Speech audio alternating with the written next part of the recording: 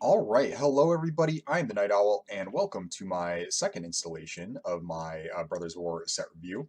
Today I'm going to be going over black, red, and maybe green. We'll see if I got the stamina to get through all three. I want to finish all three of the remaining colors here for this video in this sitting, but we'll see if I have the stamina. I'll make it clear in the video description what you're getting into uh, before I upload here, so you'll know. So in retrospect, if I only make it through black and red, don't hold it against me.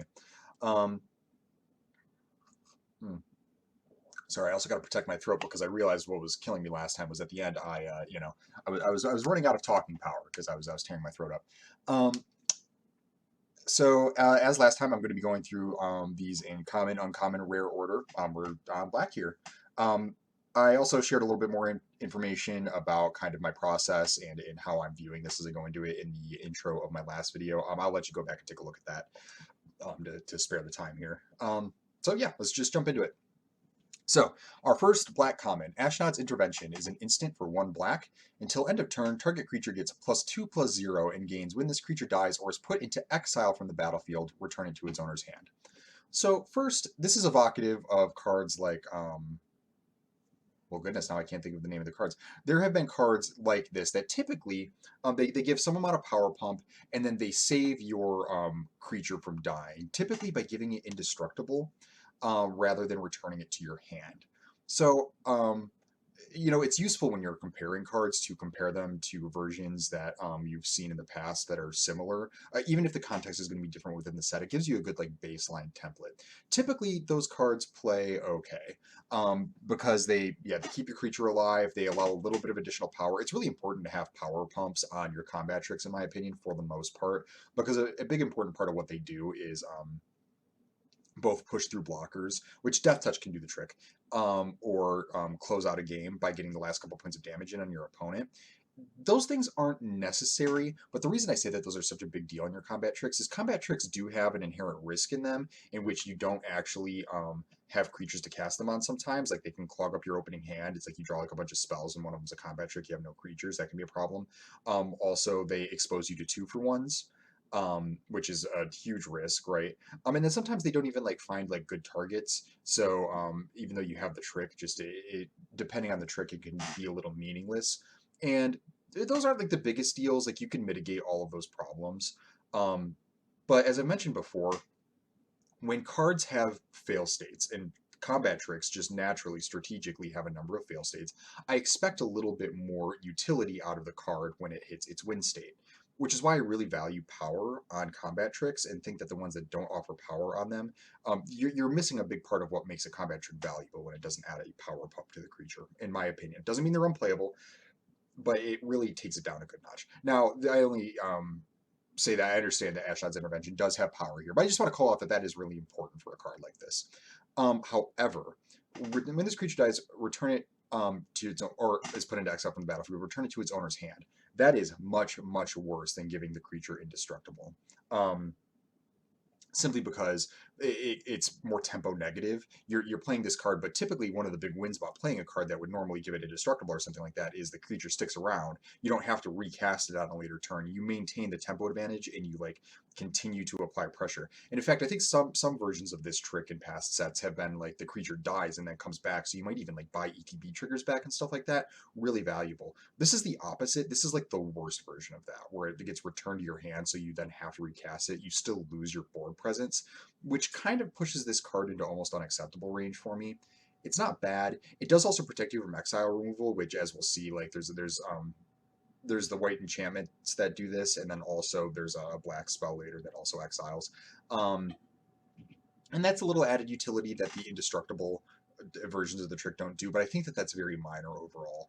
I think the big trick, the big joke with this one is that this allows you to buy back unearthed creatures. And I think that's okay. If you have a pile of unearthed creatures, like this does get a little bit more value, but even then you're just kind of exchanging a card for a card. Like you like unearth the creature, cast this spell, it gets +2/+0, and then you've traded the Ashnod's Intervention in your hand for the unearthed creature back to your hand. That's okay. It's not like a gigantic win or anything like that. I rate this pretty low as like a D plus, maybe a C minus. I just don't think that in its normal use case, it's actually all that good. It's just really tempo negative as well as like being kind of a risk. Um, it doesn't really offer anything if the creature just dies and you buy it back. It's okay. You're still trading like a card for a card. Not very special. But maybe if you have a bunch of Unearth, this can be a little cute sometimes. So keep your eye out for that. All right, up next we have Carrion Locust. It is a black and 2 insect horror creature, a 2/1 flyer. When Carrion Locust enters the battlefield, exile target card from an opponent's graveyard. If it was a creature card, that player loses 1 life. Okay, so this is just like a cute little role filler. I mean, it's probably like a C or a C minus. A 2-power, 3-mana flyer is a decent card generally, even if its toughness is a little low. 1 toughness can be a liability, but on flyers it matters slightly less because they're less likely to engage in creature combat. It still can be like hit with like point removal that deals 1 damage or whatever, so that can hurt. But I value the toughness a little less on a card like this because typically when you're casting a 3-mana 2-power flyer, you're hopefully not blocking with it as your intent. But so 2/1 body's fine. And then it gets the cute exile clause where either if your opponent like clearly is setting up reanimator strategies or they have unearthed creatures, it eats that creature. So sometimes this has like pseudo discard a card on it. Not bad. And then if there's a creature card that player loses 1 life, it's just a little ping. That's fine. I think this is about a C. I think you'd be happy to play this card. You're probably going to play it some amount of time, but it's certainly nothing special. And every now and then it'll like kind of club up a little bit by like eating something important, which is kind of nice. And then most of the time it's just a fine 2-power flyer. Up next, we have a card that I typically like a lot. This is Disfigure. It is a black instant for 1. Target creature gets -2/-2 until end of turn. So this is the kind of thing, I've mentioned this before with the previous cards, that this is really going to be kind of an interesting test of how this set plays. There's a number of cards that this kills. I bet you that this is like relatively, not premium, but like Flowstone Infusion level. However, I think that there's a lot of stuff in this set that this misses, especially a lot of the important stuff. So I think that this is going to be at a lower premium than this might have been in other sets, simply because there are a bunch of like large monsters that are going to be a problem. This is going to miss like a huge part of the format. Even though there are smaller creatures to kill, I think you still pick it and play it. It's not like it's unplayable or anything like that. I bet you this is about like a C or maybe even a C plus. And it's going to be really important against the aggro decks. Like having it spelled this cheap that allows you to get out from under early pressure is really important. So yeah, you'll probably put these in your deck.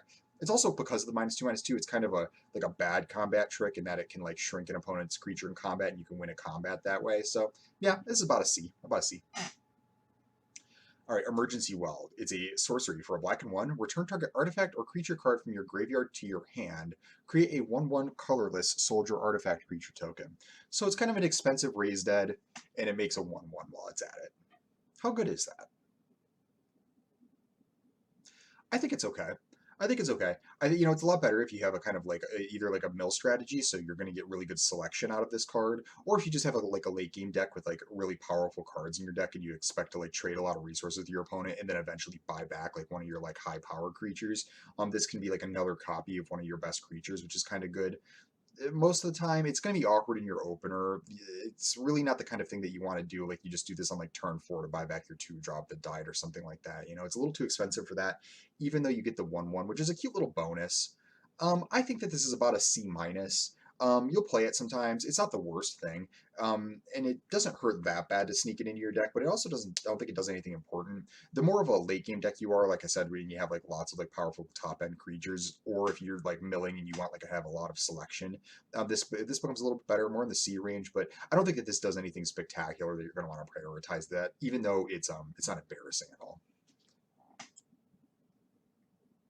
Up next, we have Gixian Infiltrator. It is a black and 1 Phyrexian human creature. It is a 2/1, and whenever you sacrifice another permanent, put a +1/+1 counter on Gixian Infiltrator. Well, that kind of begs the question, how much sacrificing are we going to be doing? I'm honestly not so sure yet. If you do a bunch of sacrificing, I mean, this thing can get pretty big. I mean, you turn this thing into a 5/4, that's pretty good for a 2-drop, right? But that's, 3 sacrifices. Can you do that reliably? I don't know. This in the sacrifice deck, which usually if you're going for a sacrifice theme, it ends up being like kind of a deck-wide theme simply because of the nature of needing like setups that often aren't good enough. Like if you're making like a bunch of like small tokens, but you're not doing much with them apart from sacrificing them, and then also payoffs like the things that want you to sacrifice things. It ends up kind of like being parasitic in that sense that you tend to fill your deck with this kind of stuff. If you go off with like a sacrifice deck, this is your premium 2-drop. It's pretty good, and it can get pretty big. So I would say in the right deck, this is like a C plus, and you're going to want to kind of prioritize it. It'll be kind of nice. to have that much power on your 2-drop creature. If you just have like 1 or 2 sacrifice cards in your deck, this really doesn't do all that much. Even if you turn it into a 3/2, it's not like that's incredible or anything like that, right? So you want, once you get 2 sacrifices and this becomes a 4/3, you've done it. But just upgrading this to a 3/2, it's not even like that's insane, you know. So this is like a C minus, but then in the right deck it turns into like a C plus. All right, Gixian Skullflare. It is a Phyrexian human assassin for a black and 2. It is a 2/3. At the beginning of your upkeep, if there are 3 or more creature cards in your graveyard, put a +1/+1 counter on Gixian Skullflare. Well, I like this card. I mean, it's not insane or anything. I mean, we're talking like C plus territory here. But this kind of like passive power gain, like this thing can turn into a real threat given enough time. I mean, it gets gigantic. And all it asks is for 3 creature cards in your graveyard. I say all it asks. That's actually a lot. It's tougher to get. 3 creatures is right about that line where it's like, it's not a gimme, but it's also like not like this gigantic hurdle, especially if you are setting it up with like the self-mill cards and things like that, or you're trading off cheap creatures and such, you know.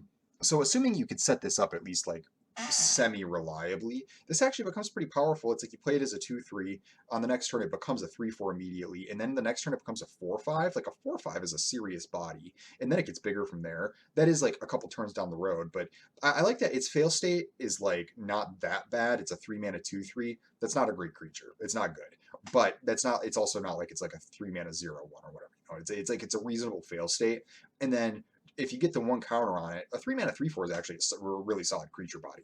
And then once you start growing from there, it's like, because once you've like made it through the hurdle, unless like there's some sort of like interaction or something, it's gonna continue to grow.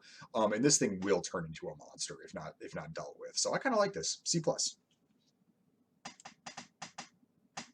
And forgive me, let me drink some tea before I run into issues. Okay, we have Gix's Caress. No, thank you. Just to what's happening here. I don't know about the card yet. It is a black and 2 sorcery. Target opponent reveals their hand. You choose a non-land card from it. That player discards that card. Create a tapped Power Stone token. So right off the bat, I don't like it, but there's going to be 2 mitigating factors for that. Okay, so I tend to, especially in limited, more so in limited actually than constructed, I really rate the look at opponent's hand and make them discard a card type effects. I rate those really lowly. Now, this one doesn't have one of the problems that those cards tend to typically have, which is like it hits a specific class of card, and then if you miss on that class of card, you whiff entirely, which is really bad. That's really bad when that happens. This is a non-land card, so they're going to have a target probably, unless they got a handful of lands, in which case, congratulations, you won the game. You know what I mean?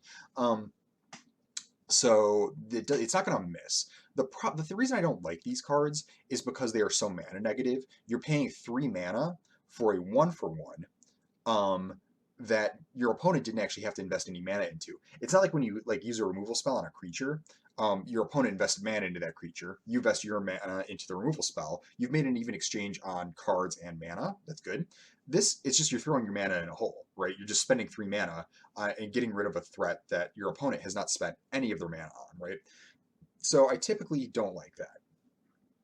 I'm willing to believe that this one is okay for a few different reasons, okay? One, I think that the set's going to be a little bit slower, and so it's more likely that your opponent has something really nasty in their hand, like a 9-mana like prototype creature or something like that. So the chances that you hit something like truly worth hitting, because I'll put it this way. Actually, let me rephrase it this way. The win with these cards, where you get the win, they're really mana negative. Where you get the win is when you get a disproportionately good or important card out of your opponent's hand. The thing is, you can't count on that. You can never rely on that, but the more likely that is to happen, the more this becomes a win. Yes, you spent a bunch of mana and you went mana negative, but you took a critical piece of your opponent's game plan out of their hand, okay? So the more often that that's going to happen, the better this becomes. And in a slower set where there's like lots of big fat creatures that you have to be afraid of, this becomes okay. Ish.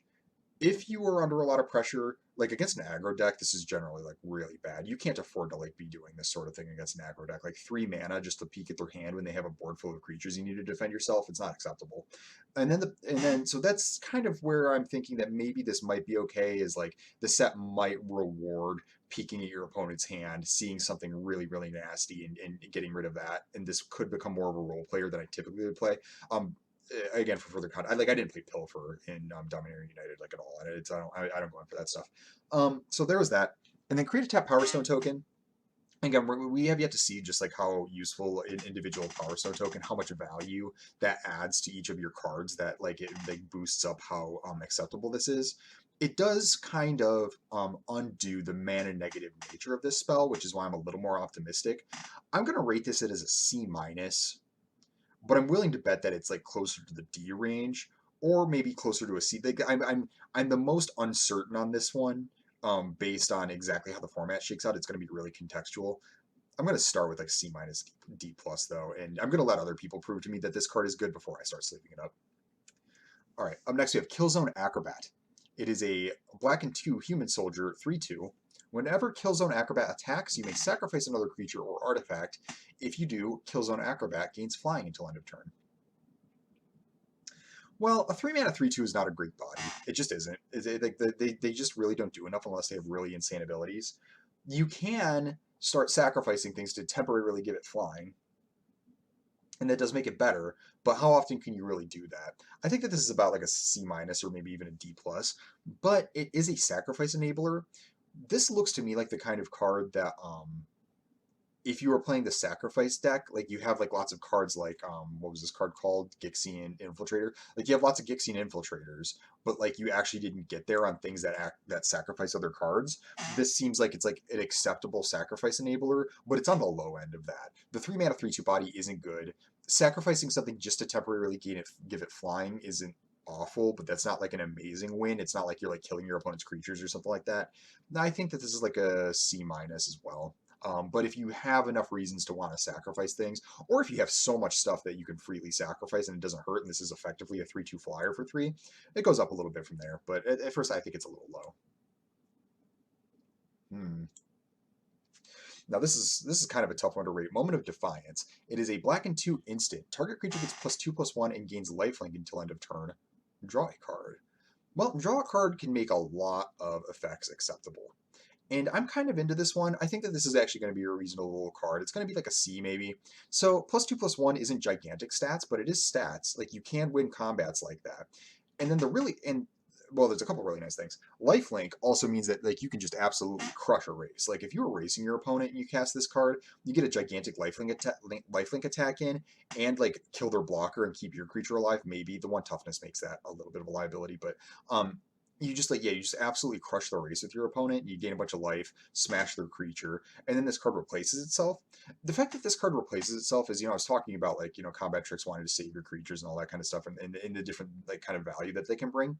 The fact that this just replaces itself means that I'm a lot less worried about a lot of that kind of stuff, and just either like, okay, so I would be more happy to use this on a creature that trades off with like a bigger blocker. Like I'm more concerned about the 2 power part, killing a big blocker like that my attacker is attacking into, because I don't need to get the card back out of this. It's not card disadvantage. It's still risky to point anything at your creature if your opponent has like any mana untapped or anything, so it still has that weakness of combat tricks, but because it says draw a card on it, I'm willing to give this a lot more forgiveness, and I think in an aggressive deck this is probably like a C.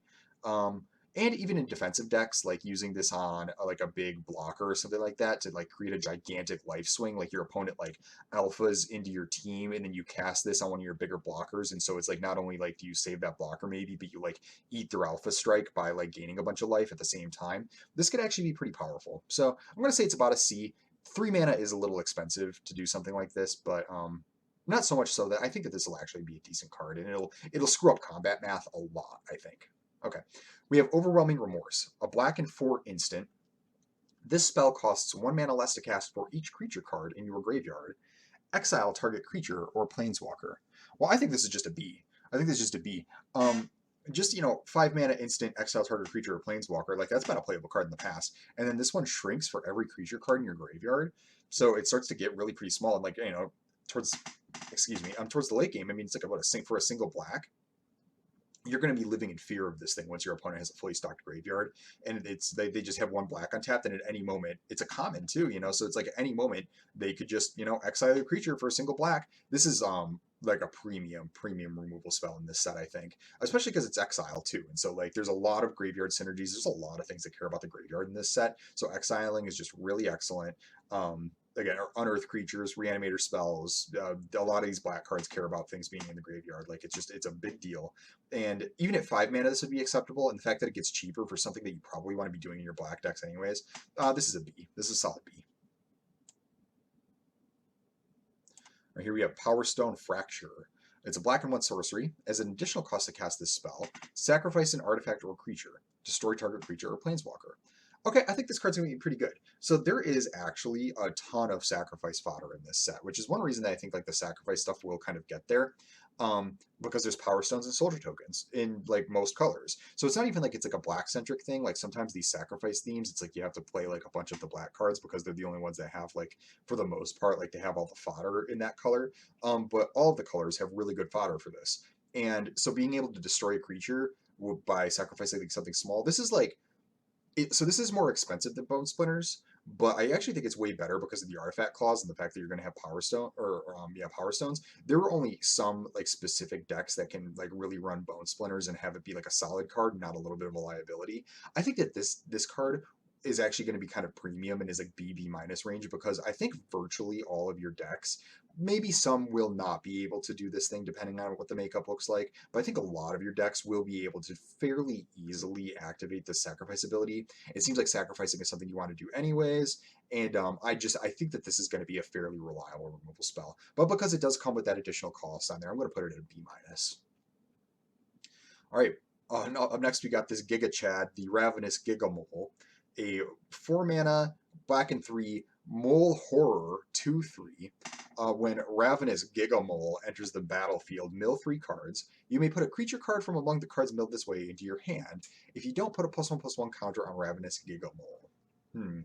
So this card really wants you to play a lot of creatures, because I don't think the 4 mana 3/4 body is amazing. So what I mean by that is like, yeah, if you get the fail state where you miss a creature and this ends up being a 4 mana 3/4, like the white card that does this, that mills 3, and then like if you get one of like the cards, you get to make it, or if I'm sorry, if you don't get one of the cards, it becomes a 2/2 flyer. I think the 3 mana 2/2 flying body is like way more acceptable than like the 4 mana 3/4 body here. 4 mana 3/4 is like not the worst, but you want that to have abilities on it, right? So as far as a fail state goes, it's not bad, but all I'm saying is you want to have a bunch of creature cards in your deck. If you only have like, if you're like one of the like a control deck that's really cutting on creatures, this really doesn't do it, because if you're consistently casting this as a 4 mana 3/4, it's bad. But as a 4 mana 2/3 draw creature, it's actually quite good, and that's like in like the C plus range. So I'd say this is probably about a C plus. Plus the mill is relevant.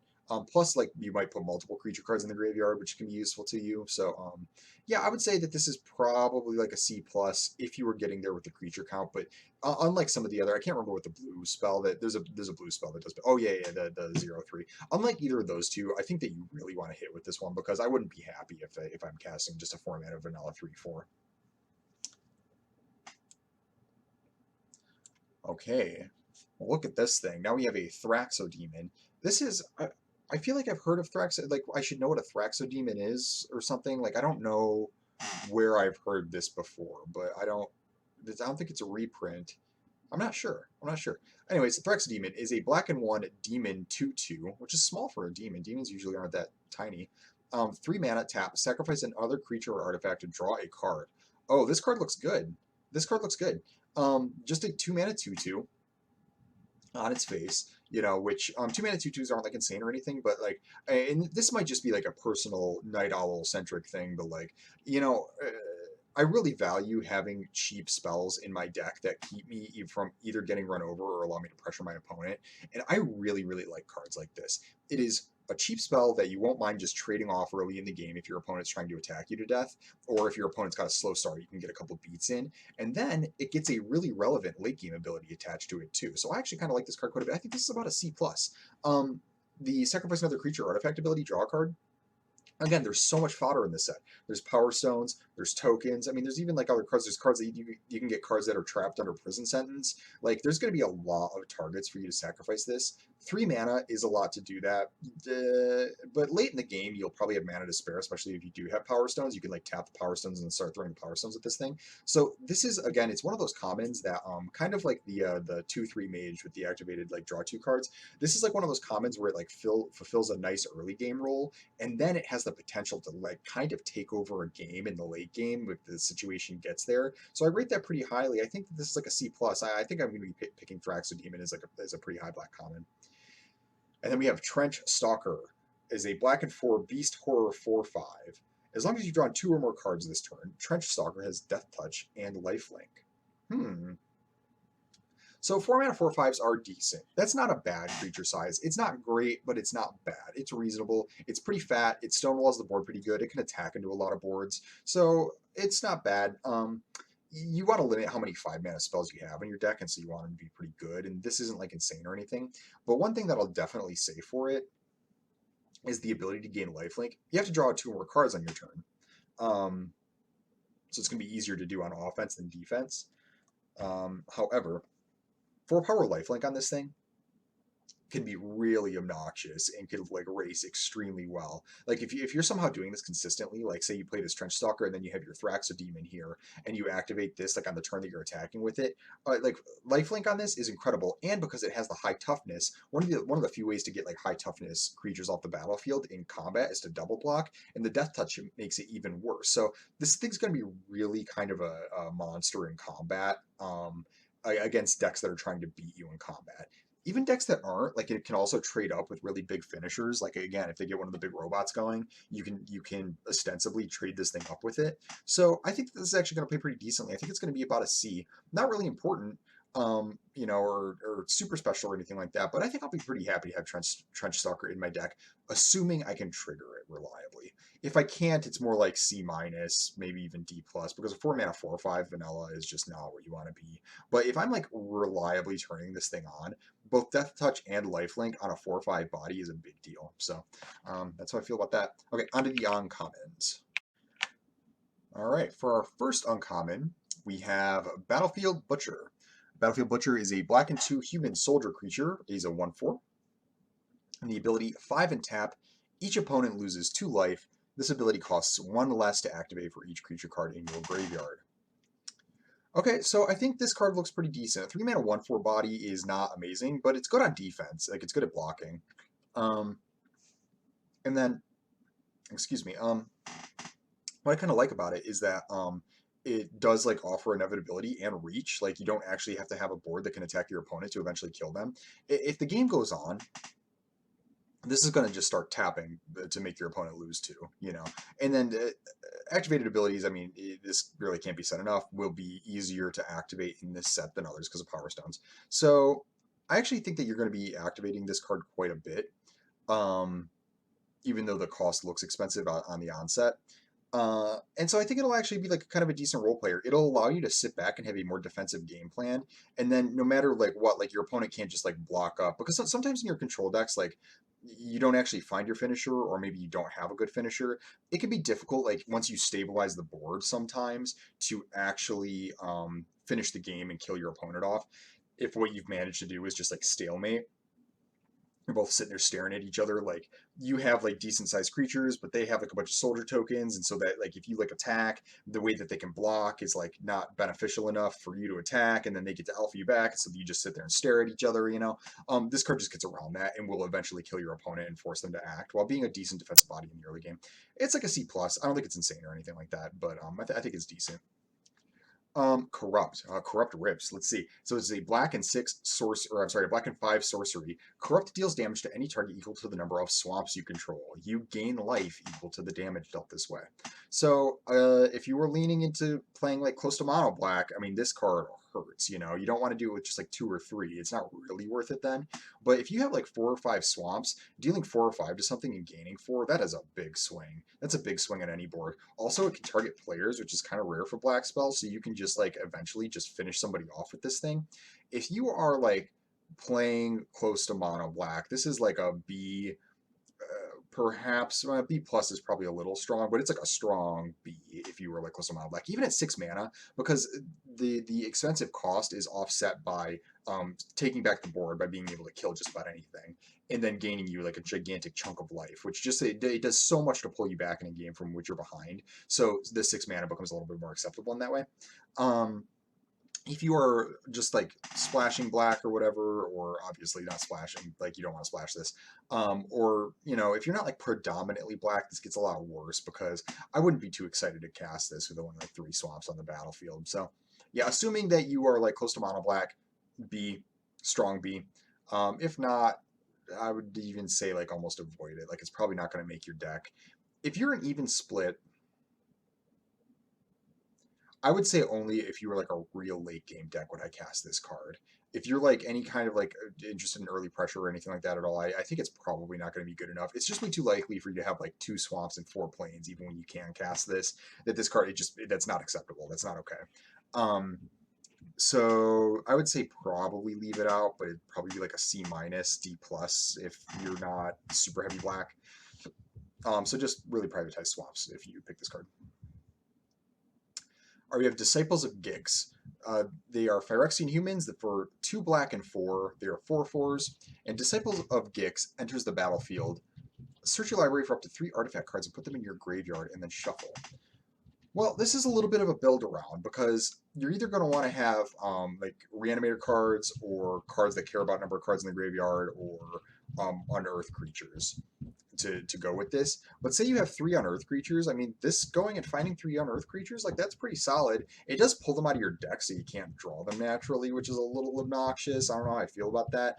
Typically, I don't care that much about deck dilution. Like it's not the end of the world to just get like 3 additional spells out of your deck, but like I don't know, 3 is a lot, to be pulling out. Like you're going to be drawing a little bit more land. I don't know how big of a deal that is, but it's not nothing.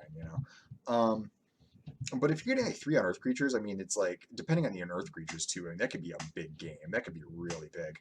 Um, so yeah, I would say that this is probably still only like a C plus though. But if you're really getting there, it can move into like B minus or even B territory. The thing is, like a 6 mana 4/4 is like really pretty small, and so it needs to do something really special. Um, just the body on its own is really not amazing for what you want out of 6 mana. And then any of the things that I'm talking about, for the most part, especially the unearthed creatures, but even some of the graveyard synergy stuff, um, it's going to require additional investment from that point. So I just am like not super excited about this and think it's probably like in the C plus range. But again, if you have like sick bombs that are like really good on the unearthed side, um, and you can like dump a bunch of them in your graveyard, then it starts looking actually like pretty good. All right, Dreams of Steel and Oil. It is a sorcery for 1 black. Target opponent reveals their hand. You may choose an artifact or creature card from it, then choose an artifact or creature card from their graveyard. Exile the chosen cards. Okay, so it's kind of cute that you can get an unearthed creature. And then, oh, I see. Well, no, it would exile both anyway. So you can get a creature out of their hand and like an unearthed creature or something like that. Is this going to be good enough? I don't know. You probably could play this card. Yeah, I think it's probably like a C, C minus. Like I said, I don't really like these kind of cards, but this one is only like a single mana, which is like a big difference, as opposed to like 3 mana. So 1 black is like pretty reasonable to play, and the fact that it can bust up your opponent's graveyard synergies and get their best card out of their hand, I think it's probably like a C, maybe C minus. Like I tend to err on the side of not playing these just because like there's so many like fail states. Like they probably will have an artifact or a creature in their hand though, but another big thing about these cards that makes them bad is like late in the game, like your opponent might just expend all of their hand cards and have nothing for you to hit. This still does get some value out of getting something out of the graveyard in that state, which is like helps raise the floor a little bit. But I don't think these cards do anything that special. I say that I'm probably going to have my hand in my board state completely picked apart by Dreams of Steel and Oil multiple times, and I'm just going to be like, well, great, there goes my like bomb or whatever. I'm sure it is going to happen. I'm going to start this at like a C. It doesn't do anything like that spectacular, but it's actually kind of hard to miss, and you can like really pick apart your opponent's plan and get a lot of information. So we'll start there. Or we have Gnawing Vermin. It is a rat creature for 1 black. It is a 1/1. When Gnawing Vermin enters the battlefield. Target player mills 2 cards. When Gnawing Vermin dies, target creature you don't control gets -1/-1 until end of turn. So they took what, the zombie goblin, I forget what that card is, Putrid Goblin, and they made it an uncommon. I mean, this isn't bad. It mills you for 2 is generally the most use case that you're going to want to do with it, because there's enough graveyard synergies. You probably don't want to mill your opponent in this set, um, unless like they're like that low. So you like mill yourself for 2, and then it's like this like cheap defensive creature that's fine. This seems like a C minus. If you're really trying to do, if you have a bunch of graveyard synergy stuff, this probably goes up because it's like a nice synergy piece. Because it both mills yourself, and it's like really easy to get this thing killed and trade it off with something cheap, and then you might end up with like 3 creatures in your graveyard just from this one card, which can be really important. So yeah, I would say like this is okay, but it's like it's pretty low impact. Like these cards always end up playing like okay, but not amazing. The 1-mana 1/1 side, like sometimes your opponent can just afford to ignore that. Like it's just not a big deal, you know, or they don't have anything that like dies to it. You know, their first like creature has like 3 toughness, and it's like, well, okay, like this doesn't even kill that, you know. So it's pretty weak. It's like a C minus, maybe even a D plus. But if you have like a bunch of graveyard synergies, this definitely goes up in value because it helps you set those up. So keep an eye out for that. But just on its face, not super good. All right, we have Go for the Throat. This is a reprint. Instant for a black and 1. Destroy target non-artifact creature. Yeah, okay. So obviously, it's going to be really good in some situations, and then in some situations, it's going to just not have any targets because your opponent has all artifact creatures. I think that there are enough non-artifact creatures that you're just going to run this and be happy with it, and it's probably going to be like a B minus. Like it's going to be tough for this card to like truly miss. It'll happen every now and then that your opponent just has a board of artifact creatures, and this thing will look really sad. But most of the time, this will do Doomblade duty and just will kill, you know, some sort of big problem for a black and 1. You'll be really happy about it.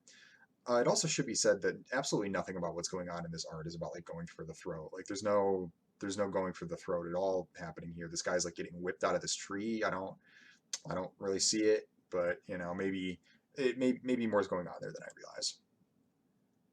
All right, we have Gruesome Realization. So this is a sorcery for 2 black and 1. Choose one, you draw 2 cards, and you lose 2 life. Okay. Or creatures your opponents control get -1/-1 until end of turn. Ooh, I like this card. I like this card. Having these 2 effects stapled together is so much better than each of them individually. It's really, really, really great. 3-mana black spells that draw 2 and lose 2 have taken like a bunch of different forms. And sometimes they're only like a black and 2. Sometimes you get some scries like Read the Bones or something like that, or sometimes it's like Painful Truths. Or there's a bunch of cards that like fit this archetype. This one is the most bare bones in that it has the double black cost, and it doesn't have any like extra frills on the draw part. The draw 2 cards and lose 2 life. There's no scries or whatever, you know. So it's the most expensive as a draw 2, lose 2. Than, or it's one of the more expensive ones than like, yeah, Sign in Blood, Read in Bones. But then it has this incredible other ability: creatures your opponents control get -1/-1 until end of turn. So you can eat an entire board of soldier tokens. You can make attacks, and then because it's only opponent's control, you can like either cast this pre-combat and then make attacks, or you can like make attacks and then cast this after combat and eat some of your opponent's creatures. Having these 2 cards stapled together, one of the big weaknesses of card draw spells is that they don't affect the board, and sometimes you don't have the time and space to do that when you're getting beat up. One of the weaknesses of creature like effects like creatures your opponents control get -1/-1 until end of turn is on some board states they're really excellent. On some they do absolutely nothing. Having these 2 stapled together means that this spell is incredibly versatile. It is a draw spell when you need a draw spell. It is a mini infest when that is what you need. I think there's probably some term for the -1/-1 effect, but whatever. And so having the versatility on this card, even though each of the rates is lower, it's like peak versatility because it's so good in so many different situations. I really like it. It's probably like C plus.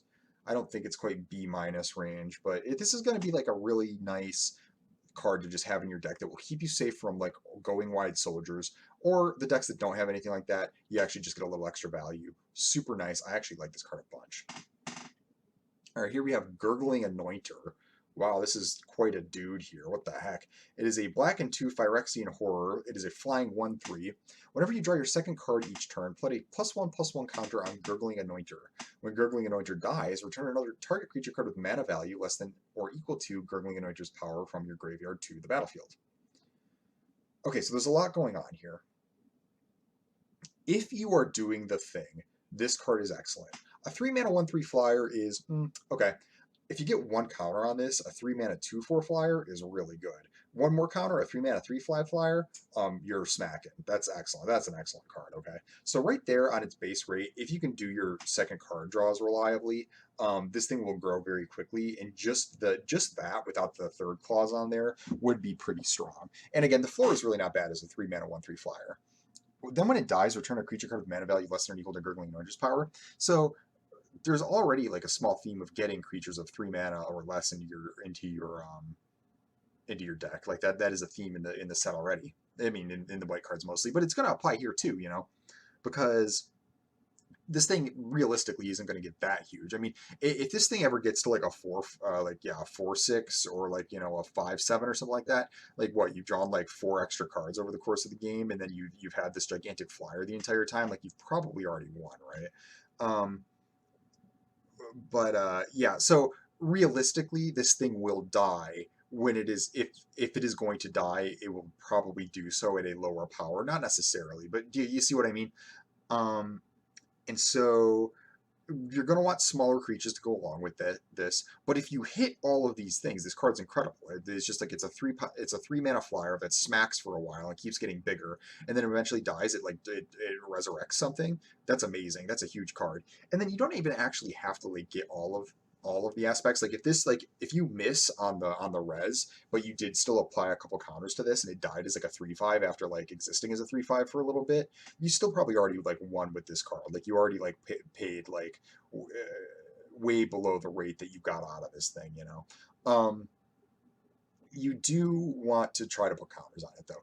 So it doesn't matter too. Like obviously, it's way better if you get the resurrect out of this. But it doesn't. That's not the most important part of the card. Like if you miss on that part, but you don't miss on the second clause, this is still an acceptable card. If you don't have ways to draw extra cards and put the counters on this thing isn't really that great, because the chance that you have like a less one or less mana converted mana cost creature in your graveyard is pretty low. So you really, really, really want to get there on the draw second card each turn clause on this card. Once you do though, which is something you probably want to be doing most of the time anyways, is drawing extra cards. This thing slams. I'm going to call it like a B.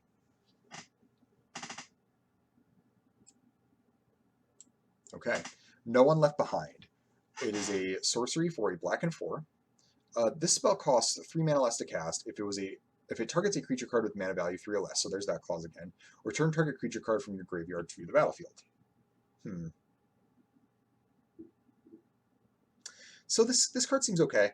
Again, if you can cast down a cheaper card, and it's the exact same as like the white version of this, except it doesn't add the 1/1 counter. But where that gets a 1/1, I forget what that card's called.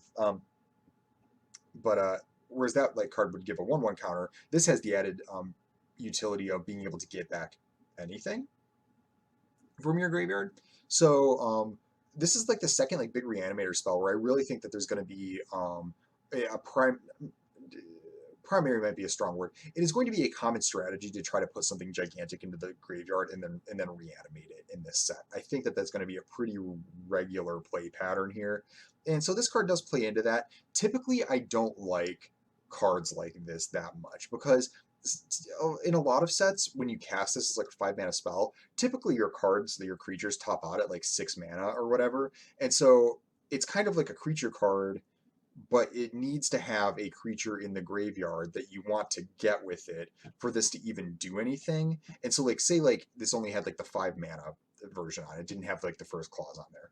And then, if you only have like 2 or 3 mana creature cards in your graveyard, that would be a bad exchange, like the 5 mana for like getting a smaller creature back. So all I'm saying is typically I don't like these kind of effects because they don't do enough. And then even when you do get like your copy of like your 6 mana bomb back, it's like, okay, that was the win state. But most of the time, this is like a risky creature that like you can't actually return, that you don't actually have a good target for it, and so you can't get this card out of your hand when you could have just had another creature that you could have cast. And then when you do cast it, it's not much better than just having a creature in the first place.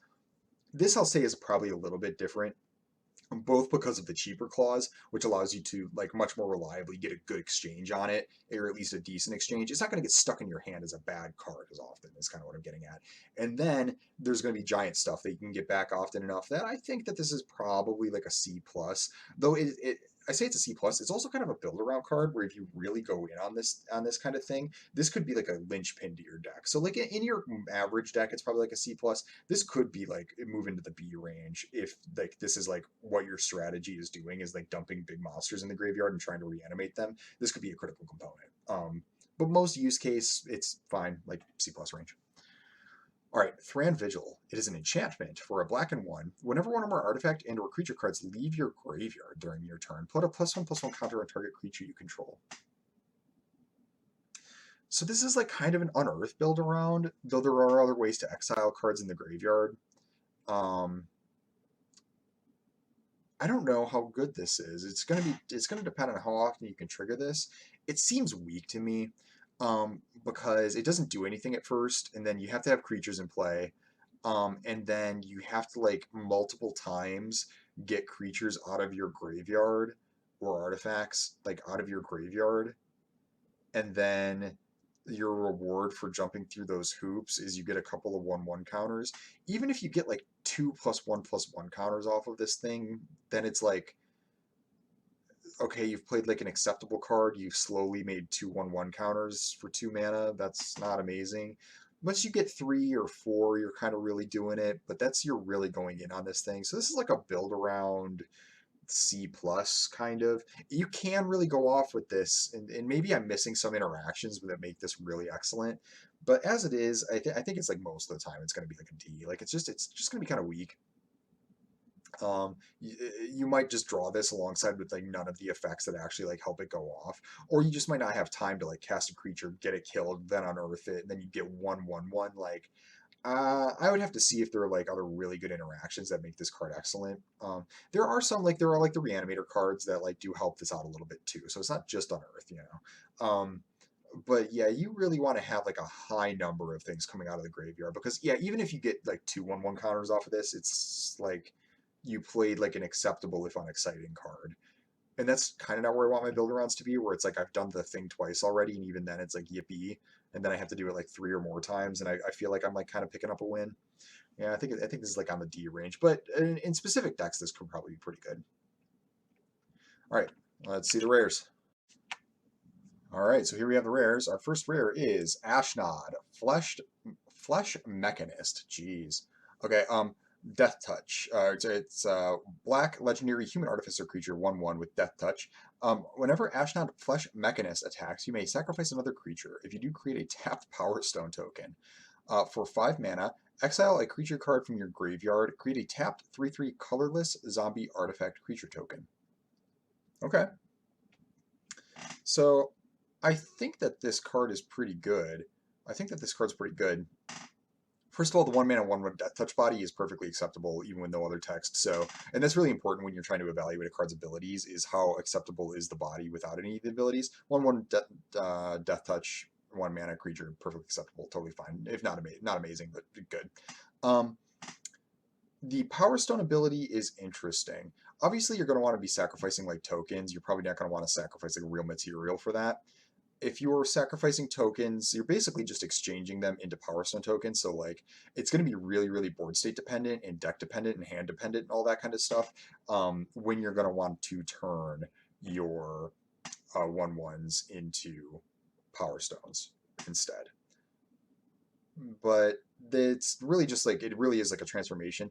Also, just real quick, brief aside, like on the art and the character here is I think it's like Ashnod's Transmogrant or something like that. It was like an old antiquity. I think it was an antiquities card.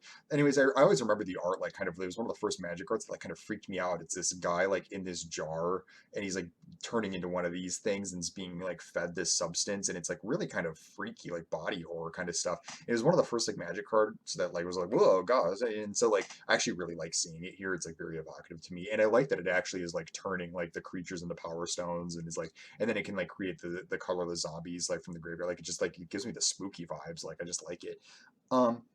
So yeah, so that's that ability. Now the big problem is you have to attack to do that, and a savvy opponent might not let you do that. Like they'll just block with what other brute dopey. They'll just block with a soldier token. So you're not going to be able to get to do that too many times without like any sort of help.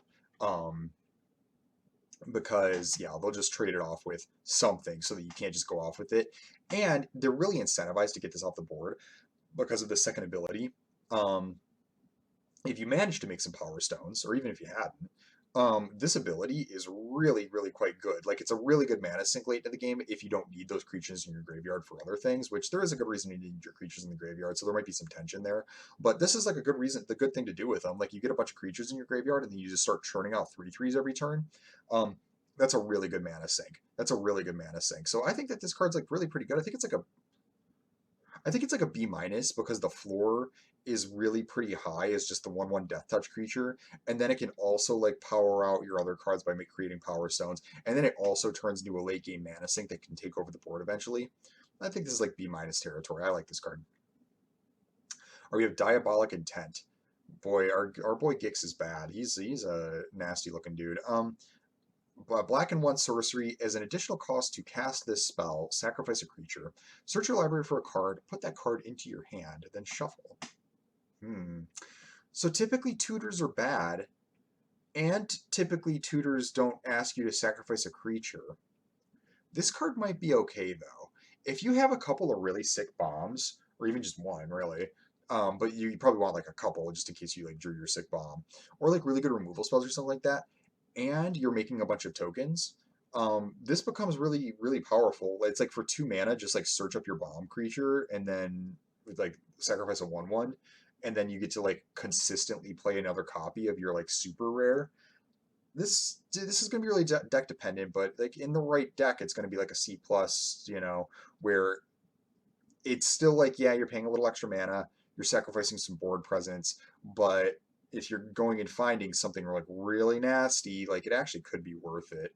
That's kind of opposed to like the 4 mana I think it's just Diabolic Tutor. I think is the 4 mana, the 2 black and 2 version of like go find a card. That's just like a little too expensive to be doing that. Whereas 2 mana is like a lot more reasonable. This might not be good enough, but I bet you in some decks this is going to be really annoying.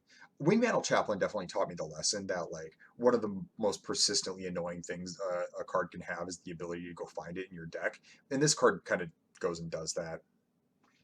I could be wrong. Typically, you don't want to play tutors, which is why I'm a little skeptical on this, but I'm willing to bet that the format's slow enough that the 2 mana is not going to hurt that bad. There's going to be enough fodder that you're going to be able to like find a creature to sacrifice, and the rares have looked pretty good for the most part. And so, yeah, if you got something really sick, you can cast this card.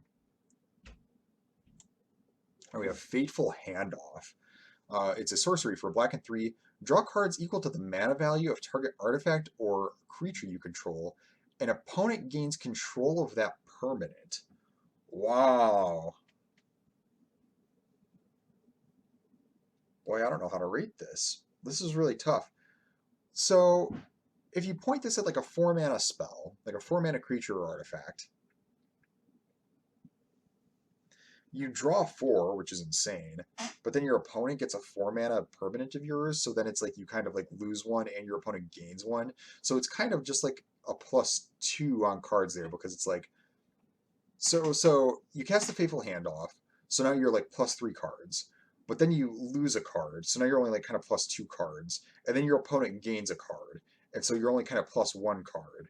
And then also there's also the mana consideration where you spent mana on this, you spent mana on the creature, and then your opponent didn't spend mana on their creature. Actually, yeah, I'm kind of off it. I don't think this card's good. I think it's probably like a D or an F. At the point that it's like actually big enough that you're getting anything like decent out of this, you're not gonna want to give it away.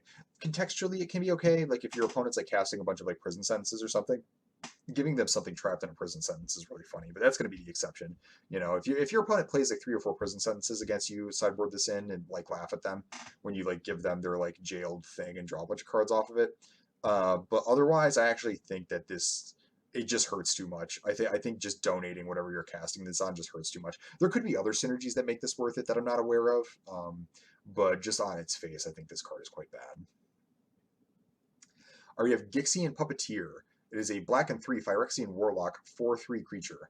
Whenever you draw your second card each turn, each opponent loses 2 life and you gain 2 life. Wow. And then when Gixian Puppeteer dies, return another target creature card with mana value 3 or less from your graveyard to the battlefield. Wow. This is a B? Like a B? So, drawing your second card each turn in the drain, okay? The one of the weaknesses of drawing cards or like card draw effects is that you have to spend mana on them and you're not actually like defending yourself or progressing your game plan. You have to like spend the mana on the card draw and then spend the mana on the cards that you get, and you're mana negative as far as the board state goes until you cast those additional cards onto the battlefield. Having a Gixing Puppeteer in play means that you're also like you're kind of progressing your game plan just as you're drawing cards. Like you're defending yourself and bolstering your, or you're defending yourself by bolstering your life total and pressuring your opponent just by drawing cards. That's really good. That's really good. And then the fact that when this dies, you get to bring another thing back is like, so it just has like built-in card advantage like right there, and like mana advantage because you get to get like a creature like directly back to the battlefield. This is really powerful. This is like a B or a B plus kind of like, it's just so good. Like 4 mana 4/3 body is perfectly acceptable, not insane, but for the amount of abilities this thing has on it, it's actually kind of a beater too. Imagine your opponent like actually can't profitably block this, and then it's like, so you're attacking for 4 and then you draw additional cards and then they're like losing more life. And if they ever do get rid of it, your board state still like maintains because you get another card back. This is a high pick card. This is really good. All right, Gix's Command. Here we go. 2 black and 3 sorcery. Choose 2. Put 2+1/+1 counters on up to 1 target creature. It gains lifelink until end of turn. Destroy each creature with power 2 or less. Return up to 2 target creature cards from your graveyard to your hand. Or each opponent sacrifices a creature with the highest power among the creatures they control. This is like a B plus. Like so, um, all the abilities are really good. All of them are usable, and I don't think like unlike a lot of these type of effects, I don't think that there's like two particular ones where you're always going to do these two or typically going to do this one. I think this is going to be really board contextual, but on virtually every board state, you're going to have multiple good options with this card. Um, it will completely ruin go wide strategies. It will help against aggro strategies by making one big beefy dude and giving you a big lifelink attack. Um, It'll help you grind. It'll help you like destroy like really important threats from your opponent. It's like every single part of this. It just like every option feels like a slam on this card. This is a very good rare. I think it's like a B plus, maybe like A minus. I only say A minus because it's like it doesn't single hand. It's not like a powerful creature or something like that where it like gets recurring value over the course of the game. But this card's absurd when you cast it. The game swings so wildly in your favor no matter which two options you choose contextually, that this is a really high pick rare. This is excellent. All right, we have Gix Yawgmoth Praetor. It is a 2 black and 1 legendary Phyrexian Praetor, 3/3. Whenever a creature deals combat damage to one of your opponents, its controller may pay 1 life. If they do, they draw a card. So okay, I see that text is like for commander or whatever. But for just you, every time you connect with a creature, you can pay 1, draw a card. That's insane. And it's on a 3 mana 3/3. This card's incredible. This is like an A minus, maybe. And then the second ability, triple black and 4, discard X cards. Exile the top X cards of target opponent's library. You may play lands and cast spells from 1 cards exiled this way without paying their mana costs. This ability is fine. It allows you to throw, like, if you have 7 mana, I don't see this ability coming up very much. If you have 7 mana and a bunch of cards to throw at your opponent at this ability, somehow you can just like, it's like you have 7 mana and then like a ton of lands like sitting in your hand still. You can like throw all the lands away and then instead like possibly hit for a bunch of your opponent's spells. But you get to pay them without paying their mana costs. That's huge because once you activate the ability, like honestly, actually, once you get to 7 mana, like it's almost worth it just to do this. Like if you have like 4 cards in hand and they like aren't very good, it's almost worth it just to just do this, and then you can just because you can play them without paying their mana costs. If you hit like 3 spells, you can just go bam, bam, bam, and as long as the stuff you threw away wasn't good, like it's probably worth it, right? So this ability is really good. This card's like an A minus. I always say it's like not an A because it is only a 3 mana 3/3 on its own. It'll probably die to a lot. You do have to be getting through with creatures in order for its first ability to be good. And the second ability is really expensive. But this card, if you like are getting attacks in, this card seems absolutely busted.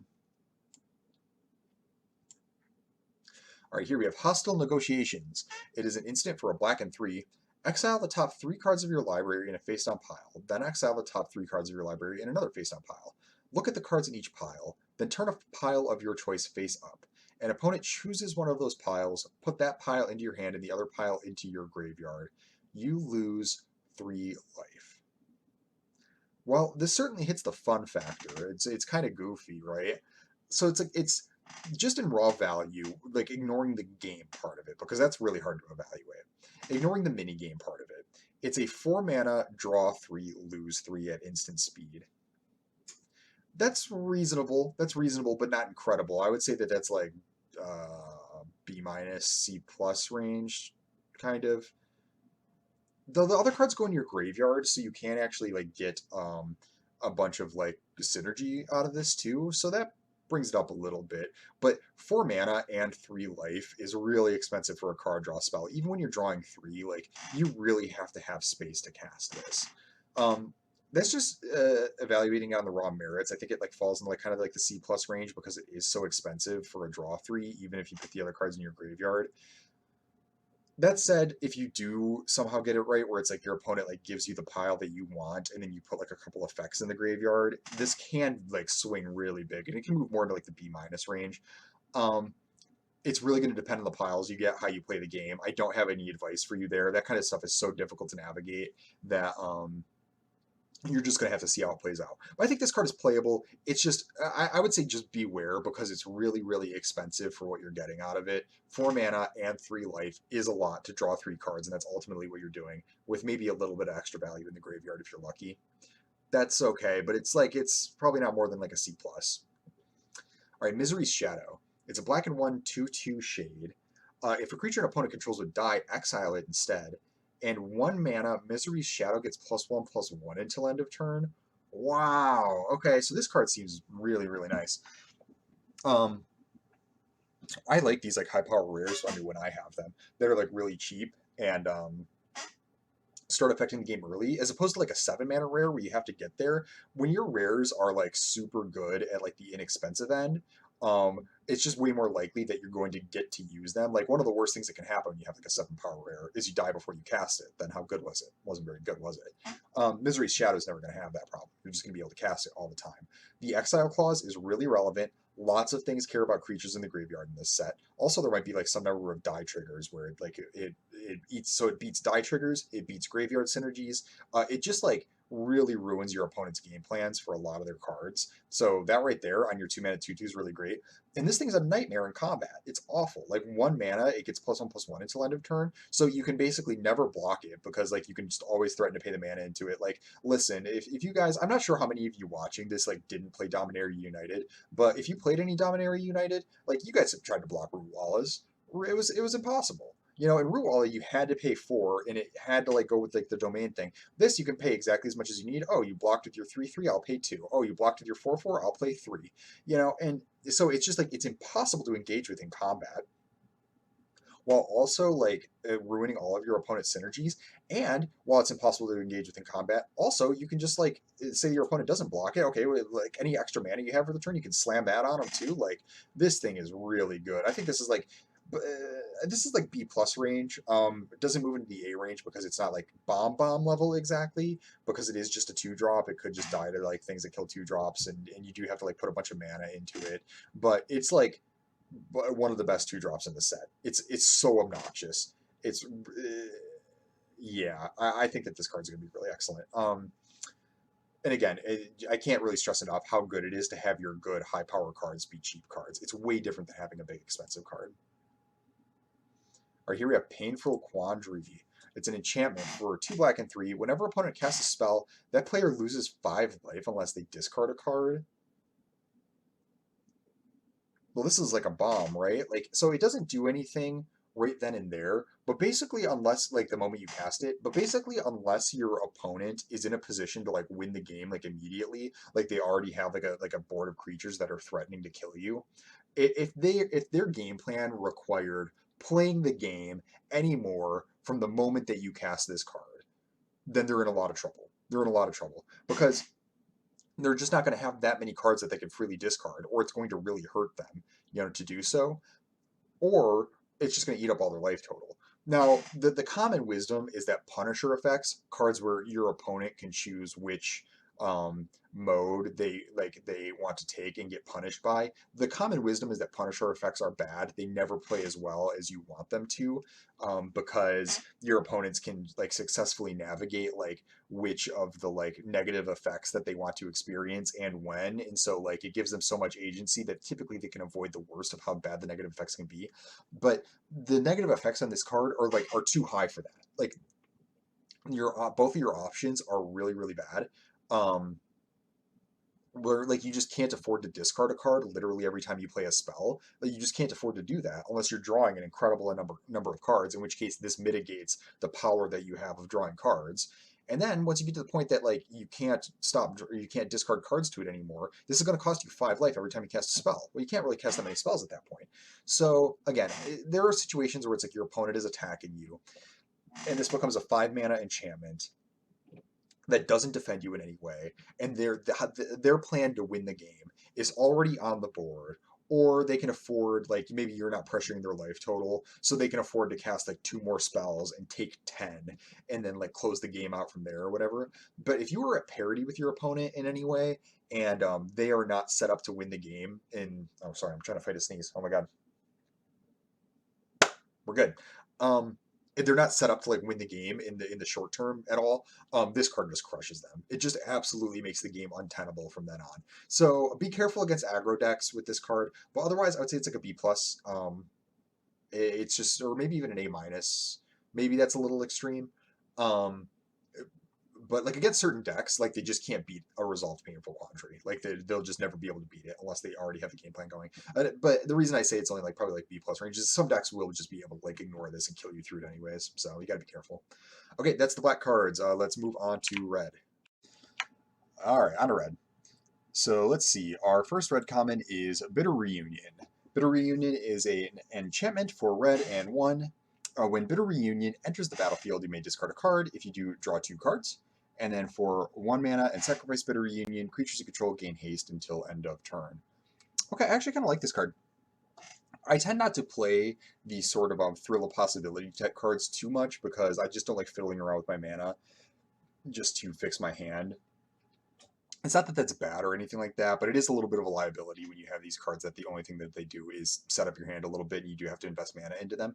That said, this is like a really good version of that effect, where not only does it fix, but also there's a lot of graveyard synergies. So discarding a card can be extremely helpful. And the haste clause gives you like this little bit of extra value. So you set yourself up a little bit, and then later on in the game, you can get like a big threatening haste attack in. Also, I bet you this card's going to be really obnoxious to see on the other side of the table, because basically every turn that you see this, like if they cast this on turn 2, or then every single turn after this until they sacrifice it, you're going to be wondering, am I going to get slammed to the haste monster this turn? So I actually like this a lot more than a lot of other effects like this that I've seen, and I think this is about a C. And it also has some interesting synergies with like other cards. I also like how Mishra has just like a real scenester emo haircut. He just got back from the mosh pit and he's ready to brawl some more, it looks like.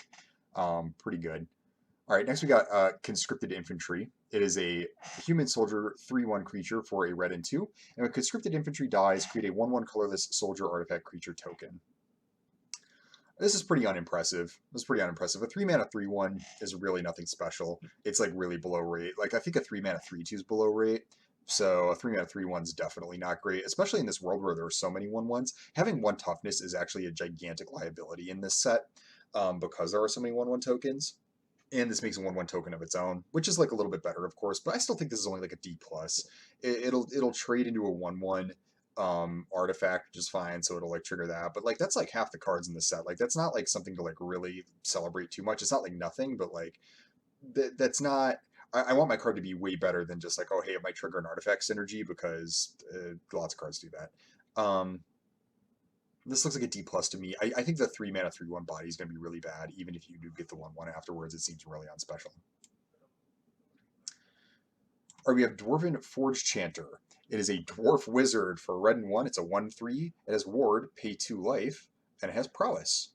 Oh, okay. So I kind of like this card. It's kind of interesting.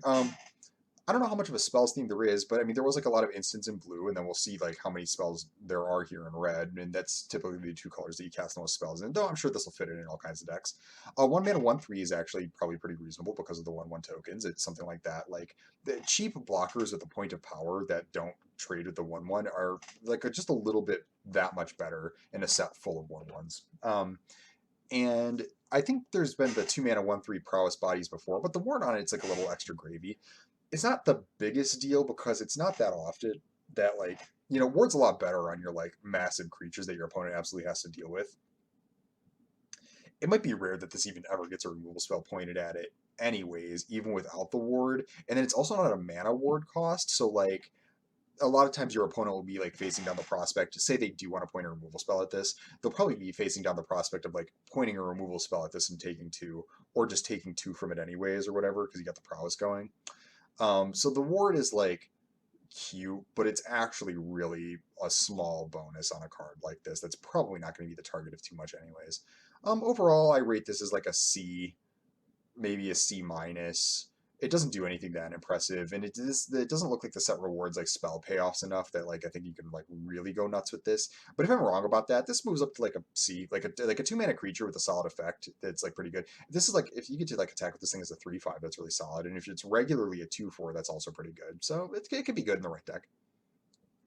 And we have Excavation Explosion. It's a sorcery for red and 2. Excavation Explosion deals 3 damage to any target. Create a tapped Power Stone token. Okay, great. This is like a C plus B minus. So 3 damage to any target as a sorcery is decent. It's not bad. It's not instant speed, which instant speed really helps out cards like this. Sorcery speed is a little slow. 3 damage is a little small for 3 mana, especially in a set with like a lot of like bigger creatures in it. But it's good enough. Like I don't think you'll ever cut this card or anything like that. It's nothing like that special. Sometimes the red burn spells are a little bit better. The Power Stone is nice gravy on top of it though. The fact that this like sets up your deck later is really pretty nice on what is typically just a reasonable rate 3 mana for a 3 damage spell anyways. Getting this extra artifact and mana source can be really pretty good. So I think it's like a C plus type card. I don't think it's insane or anything like that, but it's decent. All right, Falaji Chain Dancer. Looks serious. Okay, so they are a human soldier for a red and 3. They're a 2/4. And for 2 mana, Falaji Chain Dancer gains a double strike until end of turn. Okay, well, this card's okay. 4 mana 2/4 is a fine if unexciting body. Generally, you want it to have a pretty good ability. If it's a 4 mana 2/4, it's like right on that rate where you want it to do something nice. Giving it double strike does let it play as a 4/4, depending on how much you can afford to like put the mana into that. Which a 4 mana 4/4 is like pretty solid, and if two power of that is first strike, that's like even a little bit better. Where this really shines is like situations where you're actually going to be able to power pump it, and then you can like really start going off with it and getting gigantic double strike hits in. And so if you have things to make this better, this moves up. I think this is just like a C on its own. Like it's like a fine body. Maybe a C minus because it's like it is a 4 mana 2/4 unless you can spend more mana on it, which I guess that's kind of poor. But it has some upside. You put a 1/1 counter on this card, and it actually is like a really serious threat. So yeah, I like it okay. But it's like C level. It's like this is pretty filler. It's pretty unexciting.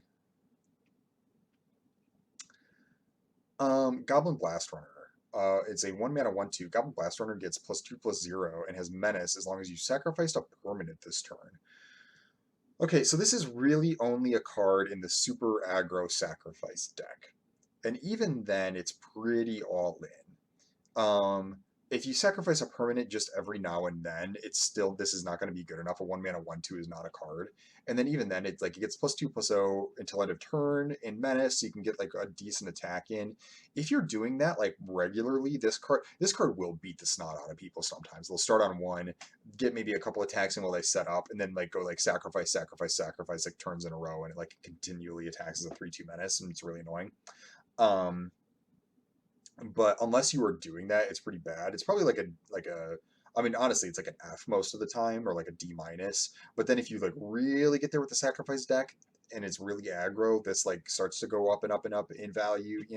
So I would say D minus to start, but like if you are in the specific deck that is doing exactly this does turn into a beater. All right, Mishra's Domination. Mishra's Domination is enchantment aura for a red and 1 enchant creature. As long as you control enchanted creature, it gets +2/+2. Otherwise, it can't block. This is an extremely aggressive card. An aura that just gives your creature +2/+2 isn't amazing, and an aura that prevents a creature from blocking isn't amazing. Like, both of those are not worth the 2-mana aura effect. Okay.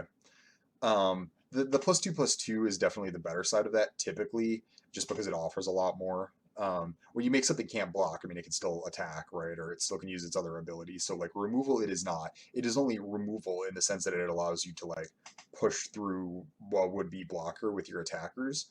So the +2/+2 is generally a little bit more valuable. It makes your creature tougher to kill from both like damage based removal or in combat and all that. But both sides of this are so bad. This is like a D minus, I think.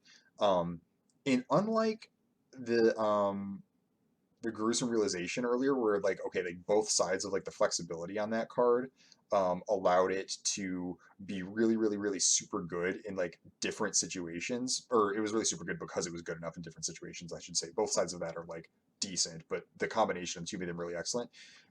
This card, it's like both options on this card are like basically the same thing. They're both like different ways to help you attack. You basically it really just have to be very aggressive to want to play this card, and then it allows you to like add a little bit of damage to your creature in an ideal sense. Or if your opponent has a blocker that's like blocking multiple creatures, it can push through that, but it's very weak, and you really, really have to be applying the pressure to want this card at all. I think it's like a D minus, um, unless you are like really applying the gas, like a lot. The rate on both ends of it is just so bad.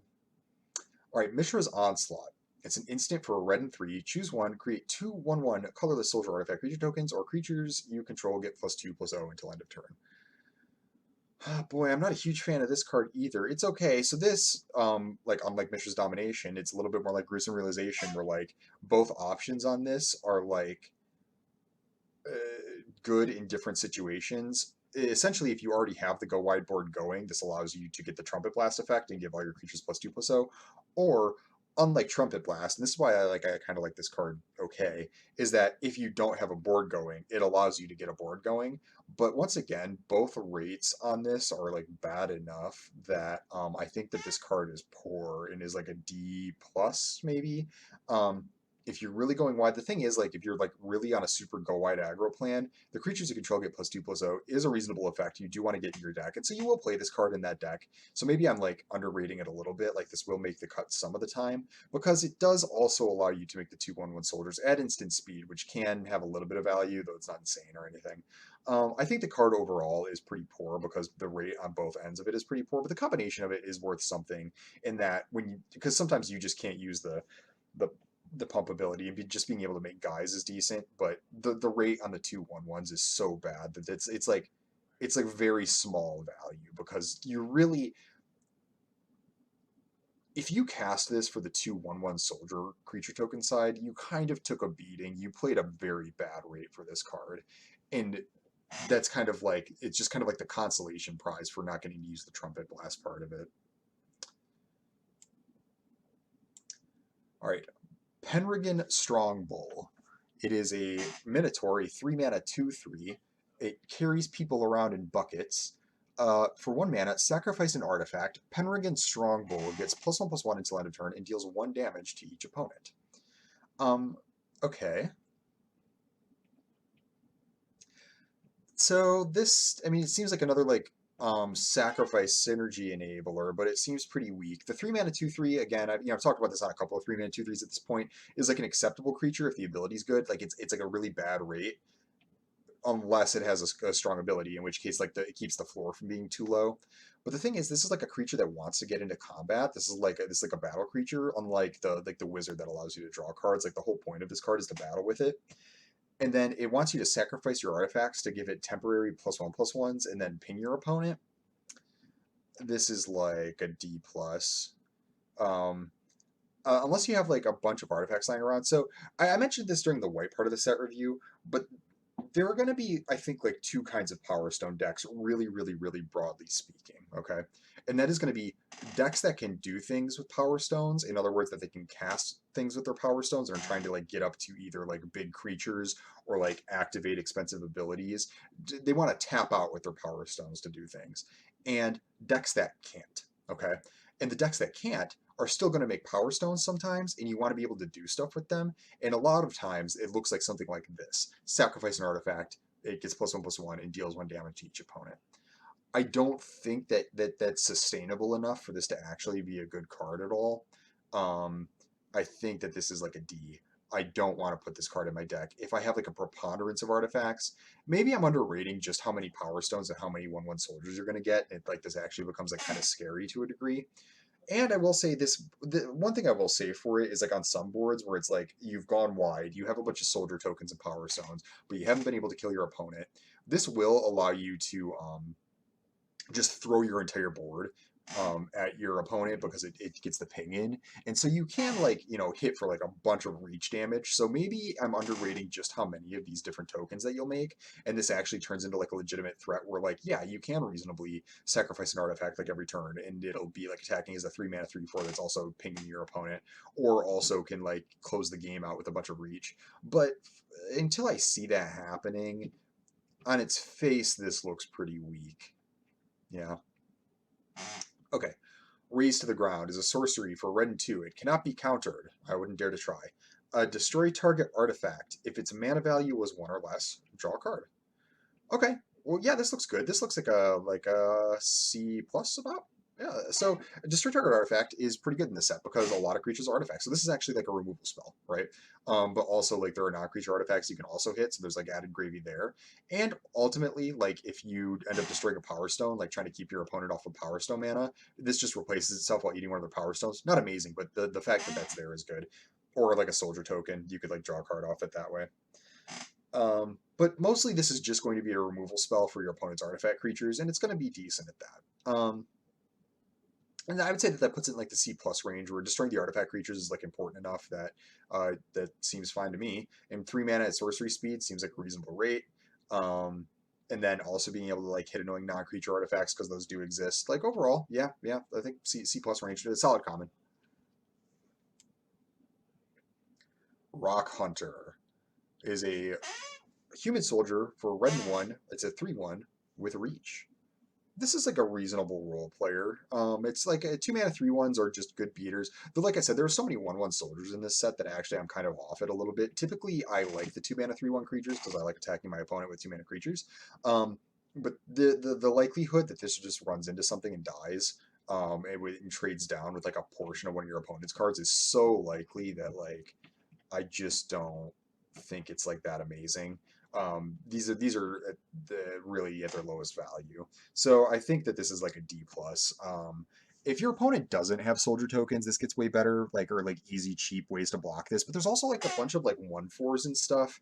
I just don't. I just typically I would actually say this card is kind of decent because just being a 2-mana 3/1 is like fine, and then having reach is actually kind of an interesting ability. A lot of times your decks that are playing 2-mana 3/1s aren't super interested in blocking, but so reach is kind of a funny ability. But ultimately, if your opponent is attacking in the air, this does defend you, so it's not for nothing, And then like I mean, there's what the I'm so sorry. Oh my god. Oh. There's like the blue rare, the 2/3 flying rare. It's like this thing like blocks that really obnoxiously, So there's something to be said for that. So weirdly enough, this is actually more of a defensive card, and I don't see it being like that good in aggro decks, though not unreasonable. I think it's like a D plus. I think it just lines up poorly. But every now and then you're going to be able to like spear one of your opponent's flyers out of the sky, and it'll go above its weight there while hitting below its weight like elsewhere. All right, we got Sibling Rivalry.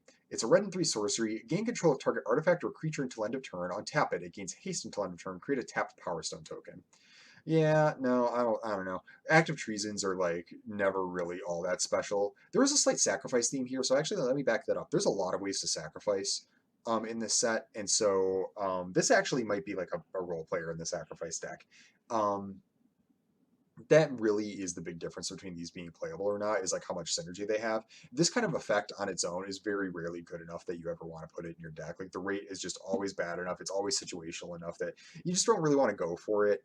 Um, in this set, however, there's a bunch of ways to sacrifice things, and so it becomes a lot more reasonable. It becomes like you get a haste attack plus an ability, and then it's like a removal spell, and all of that does add up to a real card if you're going off the sacrifice things. Unlike a lot of cards, I don't care about the Power Stone on this, because a lot of times when you cast a spell like this, it's like the last spell you cast of the game. It's like you take your opponent's like critical blocker and then you alpha them to death. And yeah, you get the Power Stone, but like, don't get me wrong, it's not nothing. But typically you end the game or die when you cast a card like this. And so I don't really care about like untapping and then having a Power Stone, but it's not nothing. Like maybe you got the sacrifice artifact guy in the field or something like that, you know. So yeah, not unreasonable, but basically if you get the sacrifice deck, that's where you want to be with this. Otherwise, nah.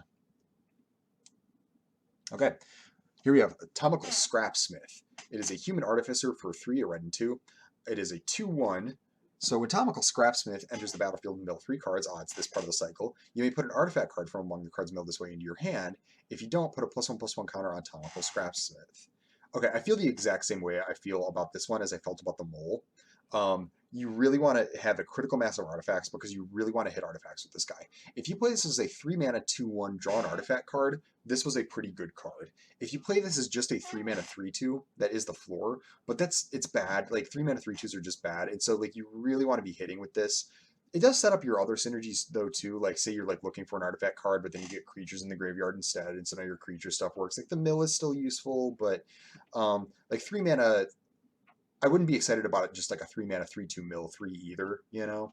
So this looks like, I don't know, like a C minus, but if you have a bunch of artifacts in your deck, it actually goes up to like a C. Um,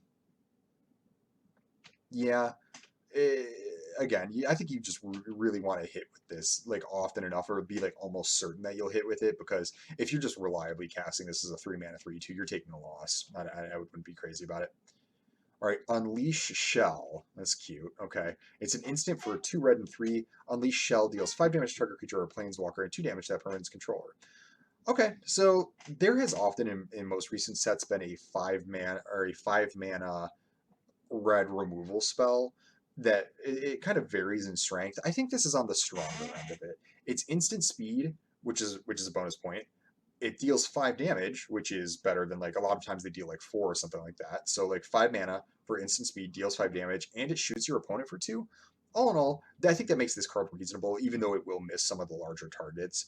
Um, Sometimes these cards are too expensive to be playable, but I think that this one has enough going on with it that it actually like gets there.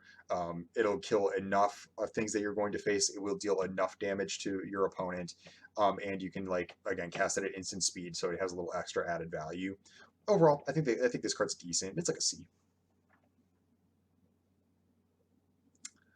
Whirling Strike. All right. This is an instant for a red and 1. Target creature gets +2/+0 and gains a first strike and trample until end of turn. Um, yeah.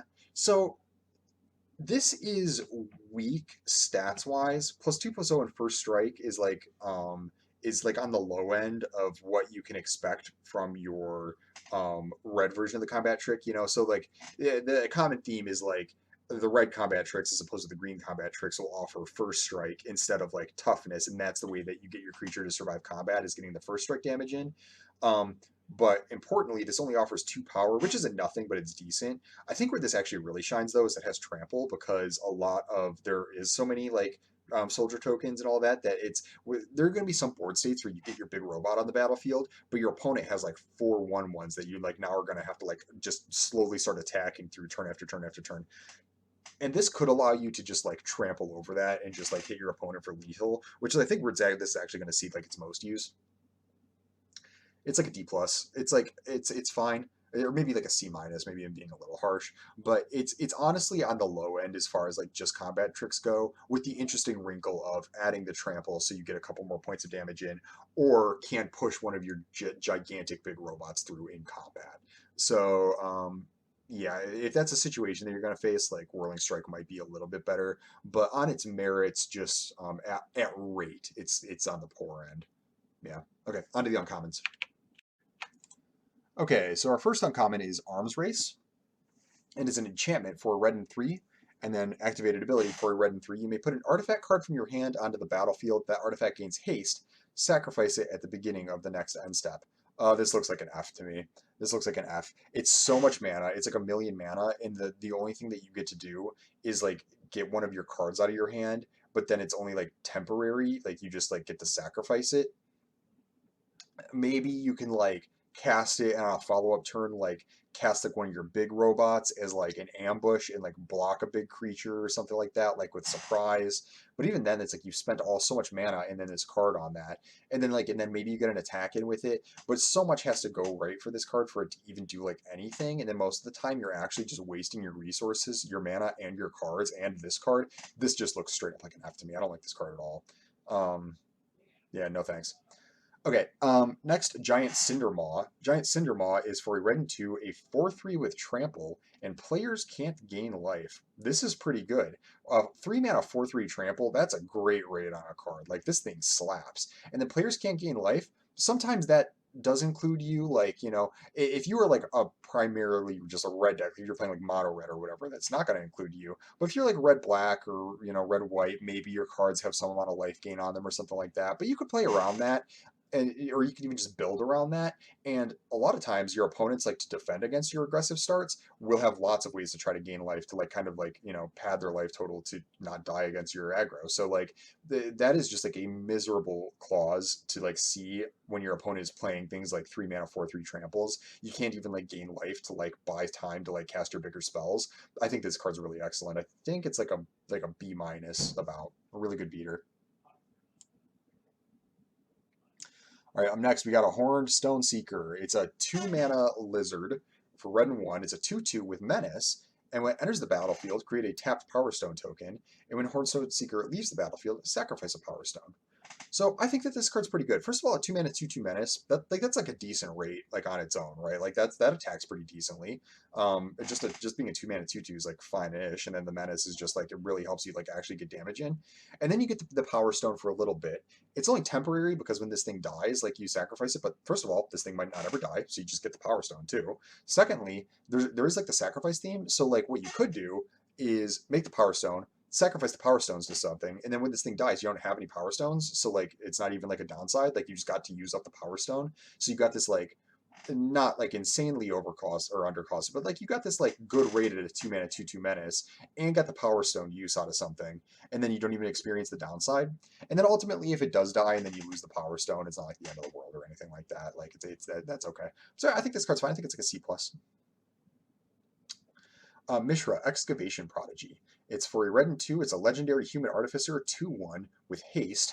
For 1 and tap, discard a card, draw a card. Whenever you discard one or more artifact cards, add double red. This ability only triggers once each turn. Okay, so yeah, this guy does a lot. The body's a little small, you know, as a 3 mana 2/1 haste creature, like you will get haste attacks in with it sometimes, but sometimes it's gonna be tricky to attack with it. But then it turns into like this like kind of a decent looter where not only does it loot, and looting is like extra good in this set with so many graveyard synergies, so many things want like, you know, you put on earth cards in the graveyard for like extra value. You set up like your reanimate cards, you know, it's just on top of just like looting being good anyways. Technically this is a rummage if I should use the right terminology, but you know what I mean. So already like yeah, the rummaging is really good, and it sets up like a bunch of synergies. And if you're discarding artifacts, you get to like actually go mana positive. And it could even like in a way, like say you have a power stone, it not only is it mana positive, but it turns that power stone mana into like mana that you could use to like cast a sorcery or something like that. So overall, I think that this card's like really pretty decent. I think it's like a C plus. I don't think it's like insane or anything like that. I don't think that like this will really help you go off, but this is like a super good deck cohesion card. It's going to just help your deck perform a lot better by just being in it. It does attack as a haste creature, gets a little damage in, and then like yeah, once it can't attack, fixes your whole hand, generates mana, sets up your synergies. I think that this card is like a really solid role player in a bunch of different decks, and it's really going to help set up what you're doing. All right, here we have Monastery Swift Spear. It is a 1 mana 1/2 with haste and prowess. This card's okay. I'm still curious to see how much prowess like plays into this set. it's really pretty aggressive. The 1 mana 1/2 haste is like only fine, and you really have to be like going off with prowess. And then even then, it's just like a 2/3. This is like a super aggro card, but then also an aggro card where you need to have spells behind it. It's the kind of thing that works out in constructed a lot more than it does in limited. It's probably fine. It's probably like a C in your aggro decks a lot of the time, maybe like a C minus. But if you have like a bunch of spells, like if you have a deck that looks like a constructed like spells based aggro deck, this could go up and it could be one of your more important cards. But I think most cases this card is like not going to be that impressive, and it's like this is like almost a plan for constructed, I think, and is probably only okay here. Or we have Obliterating Bolt. It's a sorcery for red and 1. Obliterating Bolt deals 4 damage to target creature or planeswalker. If the creature or planeswalker would die this turn, exile it instead. Oh, great. Yeah, this is like a B minus maybe. Maybe a C plus. So 4 damage is decently sized. For 2 mana, 4 damage is like really pretty good. Doesn't kill like everything, but it kills like such a wide swath of stuff that it's absolutely acceptable on the exchange. And the exile clause is pretty important. It's only a sorcery, but like whatever. I think that's plenty of power on this card as it is. Exile is extra important in this set. Again, 4 damage is fine. So the reason I'm like 4 damage is okay is because, and I've mentioned this a couple times, but the jury's still out on like just how often you're going to be facing down big monsters that where the damage is just insufficient. In most sets, 4 damage would kill virtually everything except for for the biggest stuff. I'm just not as confident on damage-based stuff in this set because I think that there are a decent number of cards that are going to get bigger than that. You really are going to have to be careful about this kind of stuff. All right, here we have Pyrrhic Blast. Pyrrhic Blast? I think it's Pyrrhic. Pyrrhic Victory? Yeah, Pyrrhic Blast. It's for a red and 3 instant. As additional cost to sacrifice, or well, as additional cost to cast this spell, sacrifice a creature. Pyrrhic Blast deals damage to the sacrifice creature's power to any target. Draw a card. Well, that's a really big cost on this. You do get to draw a card, but the spell is only good if the creature that you're sacrificing has high enough power to make it worth it. Like, the more damage this thing does, the more that you're giving up on the board. So I'm, like, not convinced. There are things that, like, will help you get around this. I mean, first of all, there's a small sacrifice theme. You can use it in response to, like, your opponent's removal, but an important part about using removal is that you get to use it when you need to use it. Like if you need to get a blocker out of the way, or like you need to like not die to your opponent's bomb or whatever. It's a lot worse when it's like, okay, I need to wait for my opponent to use a removal spell so I can use my removal spell on whatever they have available for me to target with my removal spell. Like you start to see how like this starts to get like way worse than that. If you can set that up, like if you can like, I don't know, use a creature that's under a prison sentence and cast this spell, it's like really pretty good because it'll deal like solid damage to any target. You can also burn people out with it, and then it replaces itself. But on rate, I'm just concerned that you're just not going to be able to sacrifice enough. Also, if you have like a million mana, I suppose, if you have just like a ton of mana, and this is also I should mention is true for like a lot of the sacrifice cards, is that the unearthed creatures are going to get sacrificed and exiled anyways. So these do get better. It's like if you like unearth something and then you have this like extra fodder that you're about to lose anyways, and so you don't mind like sacrificing then. But that's like a million mana at this point. Like if you unearth something for like 5 and then you cast like Pyrrhic Blast for 4, I mean you're talking about like a 9 mana sequence, right? It is a thing. I rate this pretty low. I rate this at like a C minus. But you can do like certain setups, maybe not even maybe like a D plus, but like in certain setups with certain cards that you have to support it, or if your opponent is like basically a pile of removal spells, this does start to get a little bit better. So be aware of that. All right, Sardian Cliffstomper. It is a Minotaur Barbarian, 2 mana for red and 1, 0/4. That's rare and weird for a Minotaur. As long as it's your turn and you control 4 or more mountains, Sardian Cliffstomper gets plus X+O, where X is the number of mountains you control. You don't say. Okay, so if you are, again, like practically mono red, this card is okay. This card is okay. The thing is, like, so if you don't get all the way up to 4 mountains, we've seen like a number of these cards yet where it's like, yeah, I guess if you have like 3, it's like acceptable. This is like, no, you have to get to 4. 4 is so many. So you really almost can't play this card unless you're like practically mono red. and you don't want to play it even like a late game red deck where it's like, okay, I mean it's fine. It plays like a 2 mana 0/4, which is like an acceptable creature, I guess. And then once you finally in the late game hit like 4 mountains, then it's like your big win as this turns into a 4/4 on your turn only. I just think it's bad. I just think it's like a D. Again, if you're playing like mono red and like it's on turn 4, this is like attacking as a 4/4 while being a 0/4 for a while. That's okay, but I'm really pretty unimpressed. And that's only if you're playing like practically mono red. And if you're not playing practically mono red, this like is barely a card. Like maybe in the late game, if you get lucky, you get your 4th mountain and this turns into a 4/4 and you did it. I don't like this card. It's like a D. All right, then we got the Fall of Krug. Choose target opponent, destroy target. I'm sorry, it's a sorcery for 2 red and 4. Choose target opponent, destroy target land that player controls. The Fall of Krug deals 3 damage to that player and 1 damage to each creature they control. So situationally, I think that this card's like really can be pretty good. Your opponents are often going to be in the market for casting big expensive things. Also, maybe this just shoots them. Also, maybe they have a bunch of 1/1s and it like pings all their 1/1s or allows you like after you attack it like you get the 1 extra damage on their stuff. It is 6 mana, so I think it's like I don't know. It seems like a lot for 6 mana. I think it's like a D plus honestly. But if your opponent is going wide on like a bunch of the thing is like I think this is only good if you are killing like a bunch of soldier tokens with it. If you aren't, just destroying a land and dealing 3 is not worth it. So this is like a sideboard card if your opponent is like really going wide with 1 toughness creatures, but otherwise it's just not very good. Like you just can't afford to like play 6, destroy a land, deal 3 to them, and kill nothing. No, this is like an F, but then like a sideboard card. If they go wide, you can actually kill all their stuff. All right, on to the rares. Okay, here we have our first red rare, Brotherhood's End. It's a sorcery for 2 red and 1. Choose 1. Brotherhood's End deals 3 damage to each creature and each planeswalker, or destroy all artifacts with mana value 3 or less. Well, add this to the pile of modal cards that rock in this set. I really like it.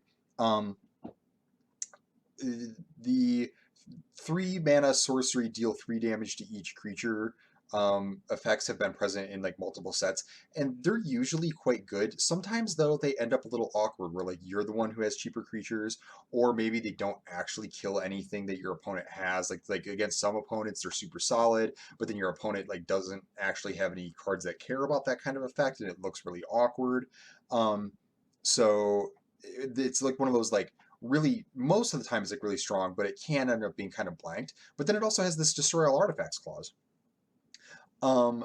So you can also like if your opponent's like trying to like get a pile of power stones going to like tap out for something big, you can ruin that game plan instead. The 2 modes on this are both very high impact in different situations against different decks. And all in all, this like combines to be a card that I would be pretty happy to see. I think it's like a B plus.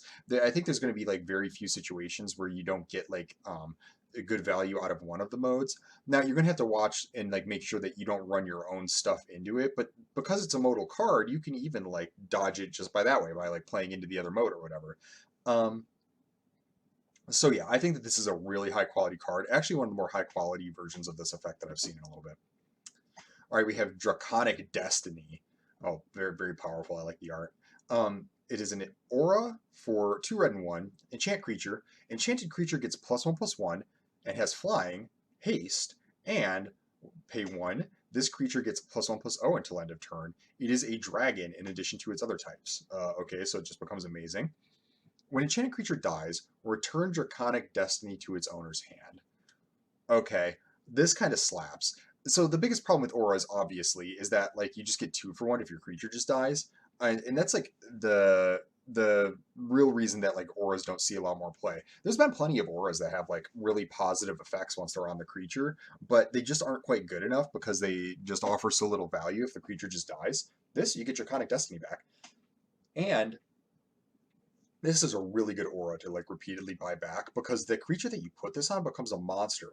Flying, +1/+1, and haste, though I don't know how much you're going to be like hasting something and putting Draconic Destiny on it, but it could happen. It gets haste. And Fire Breathing for colorless. So every single creature you have basically becomes a must-kill threat. There are cards that get around this. There's like the exile card, I keep doing this. I keep forgetting the names of the cards at this point.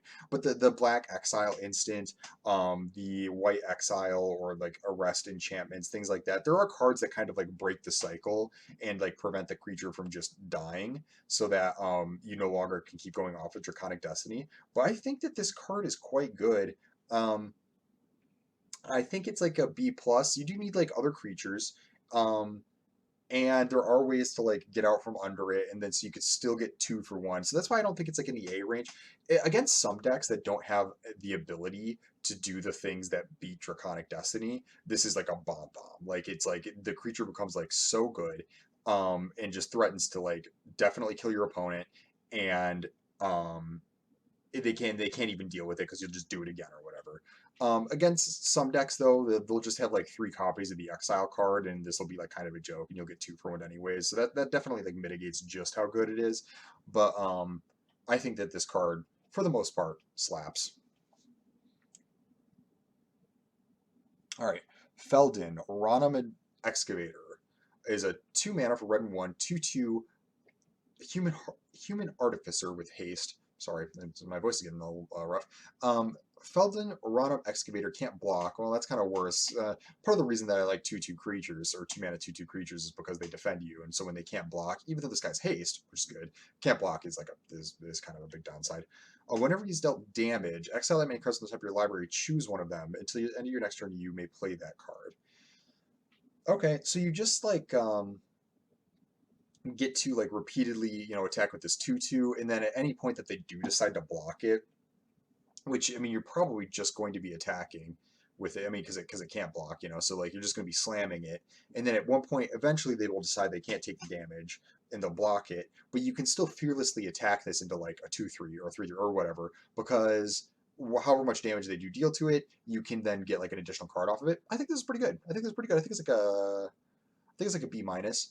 Um, Maybe it's a little strong, but like a 2 mana 2 power haste creature that then also like replaces itself later is pretty strong. I don't like the can't block on it, obviously. But I think overall, like this is like a nice aggressive creature that will like get good damage in and then give you some more gas as the game goes on. So I think it's decent. Maybe it's close to the C plus range, but I think this is a really solid card, and I like it quite a bit. It's not like a bomb or anything like that, but it's just a nice little value beater, which is solid. I also like that Feldon is holding Feldon's cane. Um, this set has like a bunch of these cute little nods to like old cards like this, and I don't even remember exactly what Feldon's cane does. I think it like exiles your graveyards or something like that. But for some reason, like that card is like always stuck out to me in my mind because of the unique um shape, the distinctive shape of the cane, and then it's of course they got him holding it here. It's just I don't know. This is like a nice nod to an old art. Though I gotta say, Feldon himself looks a lot less mysterious than I pictured him with this fancy looking cane. All right, we got Mechanized Warfare. It's an enchantment for 2 red and 1. If a red or artifact source you control would deal damage to an opponent or a permanent opponent controls, it deals that much damage +1 instead. What do I think of this? It's okay. It looks pretty good, but it basically gives just like +1 power to all of your red and artifact creatures, and then like some of your red spells, which isn't bad. But it's like the worst anthem ever basically because it doesn't even affect all of your creatures. It doesn't add any toughness, and the only upside of it is that it also benefits your spells. I don't know. I think if you're like an aggressive go wide red deck, I think it's like like a C plus maybe. But the thing is, like, even if like say you're like a multicolor deck, say you're like red blue aggro or something like that, like it's not even going to help your blue creatures, and so you can draw this alongside draws where it's like, I drew all of my blue attackers and my mechanized warfare, and so this is adding 1 damage to one of my creatures. Excellent. But in some decks where it's like all red creatures and all artifact creatures, like this thing, it adds a good chunk of damage, and it really helps your guys attack through. And then adding damage to your like damage based spells is also like pretty nice, frankly. So I don't know. It's definitely like deck dependent. Like the closer you are to mono red, the more this becomes acceptable. If you're like really split, this actually looks kind of bad. So I think that this is actually kind of low. It's like a C minus, but like in some decks it goes up to like a C plus range. It's like it turns out fine. Mishra's Command. It's a sorcery for a red and X.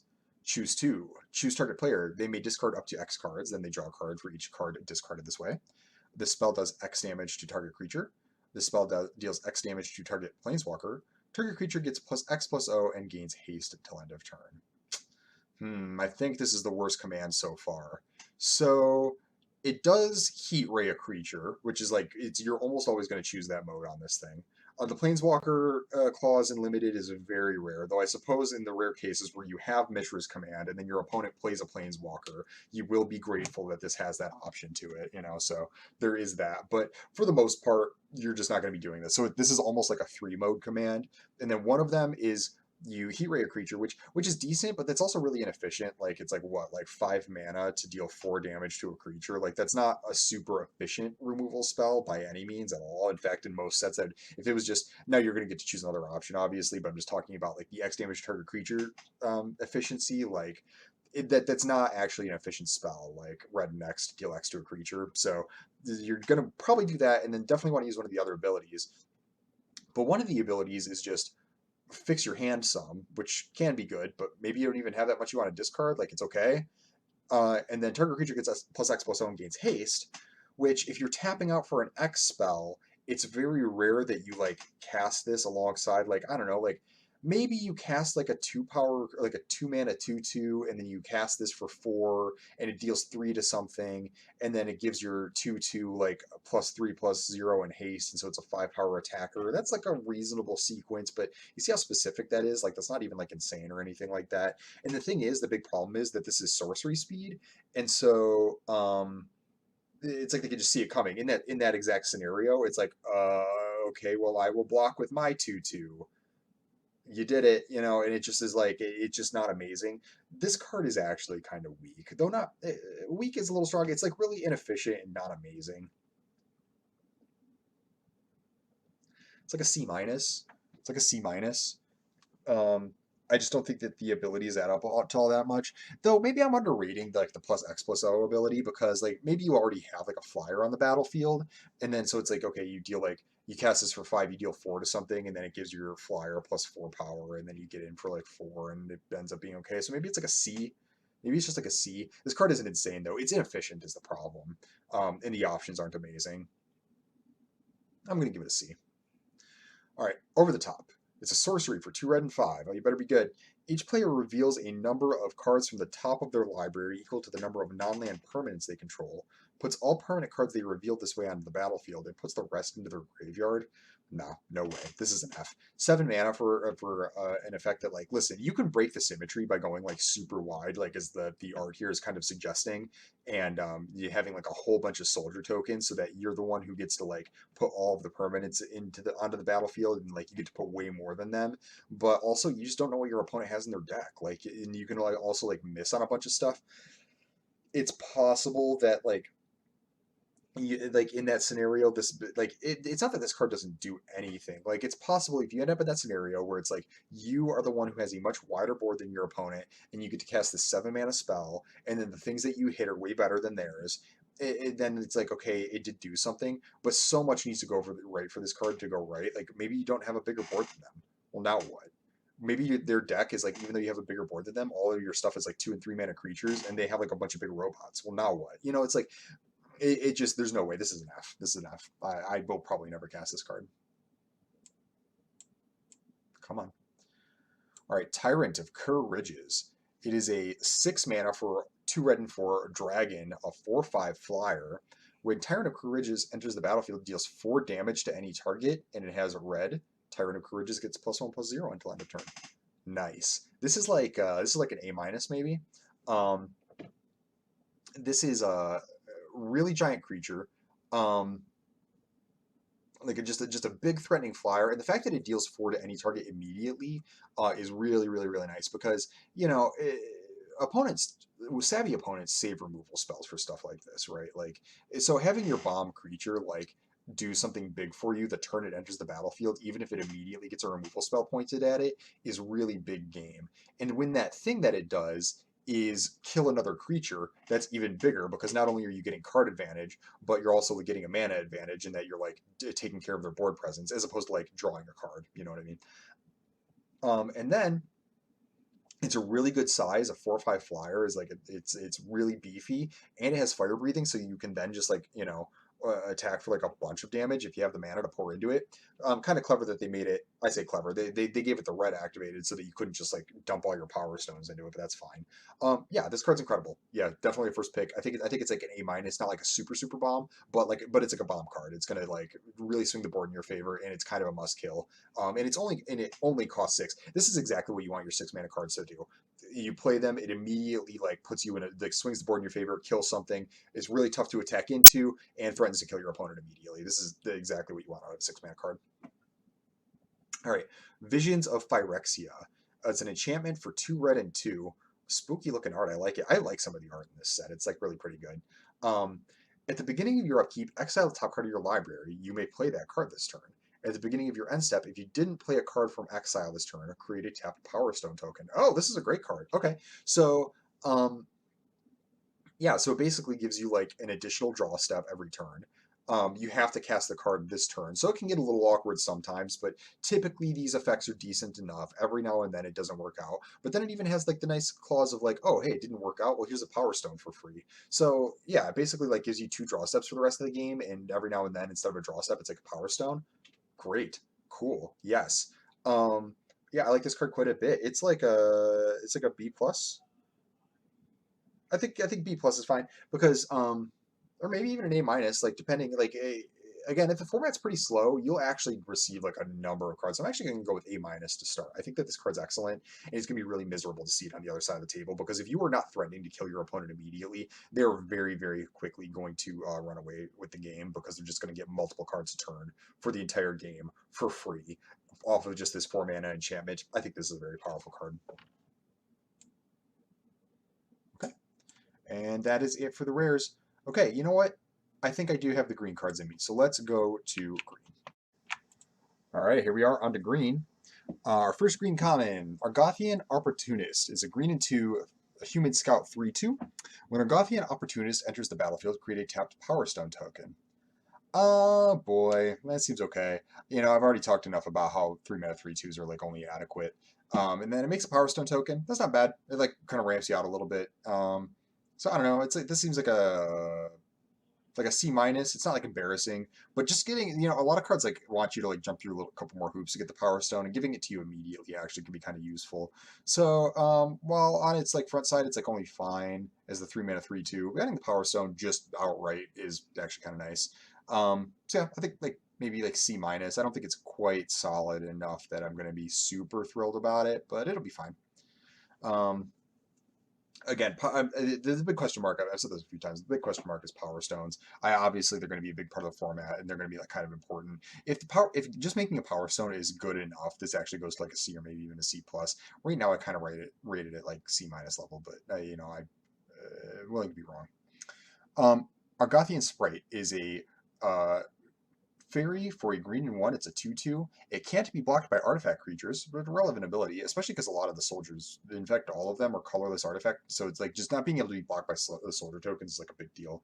And then 7 mana, put 2 +1/+1 counters on Argothian Sprite. This is a good little common. It's it's not insane or anything, but just it's like 2 mana 2/2 can't be blocked by artifacts is like decent enough ability on its own. And then in the late game, it allows you to like pour your mana into this to like become a real creature, or if you make like a bunch of Power Stones or whatever. Yeah, I think this is just a C. I'd be fine with playing this card. I think a decent amount of the time, just as a 2 mana 2/2 with like with minor evasion and an ability to like make it more relevant in the late game. Not insane or anything, but decent. All right, up next we have Blanchwood Prowler. When Blanchwood Prowler enters the battlefield, mill 3 cards. Okay, so it's this card. You may put a land card from among the cards milled this way into your hand. If you don't, put a +1/+1 counter on Blanchwood Prowler. This is the worst of this cycle, I think. The reason I say that is because if you play this and you get the land, like playing this is for 2 mana, getting a land and leaving this as a 1/1 behind is like still not great. So like even when you hit with this one, I'm like unimpressed. And then if you don't, you just get a 2/2. The mill is not nothing. Again, we've talked about the mill and the graveyard stuff enough that it's like it's a little bit of added value, but I think both ends of this card, unless you're like really getting there with the mill, like you really want the mill, I think even just like the 2 mana 1/1 find a land, or just it's a 2 mana 2/2 otherwise, both of those are like just bad enough that this looks like a D to me. Um, and I would not be excited to play it. Burrowing Razor Maw is a 3 mana for green and 2 beast. It's a 4/2. When Burrowing Razor Maw dies, mill 4 cards. Well, so I just went off on Blanchard Prowler there. The fact that this card just mills and that's its ability makes me wonder if green is going to care a lot more about graveyard type effects, which it often does. Um, so yeah, a 3 mana 4/2 is a little bit better than a 3 mana 3/2, but also not really. The reason is, and the reason both of those bodies are bad, is because they tend to just trade down in mana for like a 2-drop creature, like a 2 power, like a 2 mana 2/1 or something like that kills this card, and so it just trades down in mana pretty often. On defense, this can trade up for stuff. You can like block a little bit more reliably and block like a 4 toughness creature of your opponents, and that can be okay. But on the whole, I still think that this is going to be like close to a D. I'm not really excited about 3 mana 4/2s. And if the milling is good, that can be cute and all, but it's only when this dies too. So it's not even like you can like say you got like a reanimate spell in your hand. It's not even like you could like cast this spell to like set that up for the next turn. You have to get this thing killed first. So I rate this pretty lowly. I think it's in the D range. Um, yeah. All right. Sentinel Stalwart is a 1 mana elf druid soldier 1/1. Tap an untapped artifact or creature you control, and tap this. Add 1 mana of any color. Man, this is also bad. This is also bad. It allows you to turn your power stones into colored mana that can cast spells. Also, it allows your soldier tokens to like help you cast like turn this into like a mana elf or whatever. But mana elves are like only okay on their own anyway. So like the real win with like a mana creature is that you cast it like on turn 1, and then on turn 2 you now have 3 mana, and on turn 3 you have 4 mana, and basically you're just like a mana ahead for the entire game, and especially in the early game. Um, and this really allows you to get out in front of your opponent.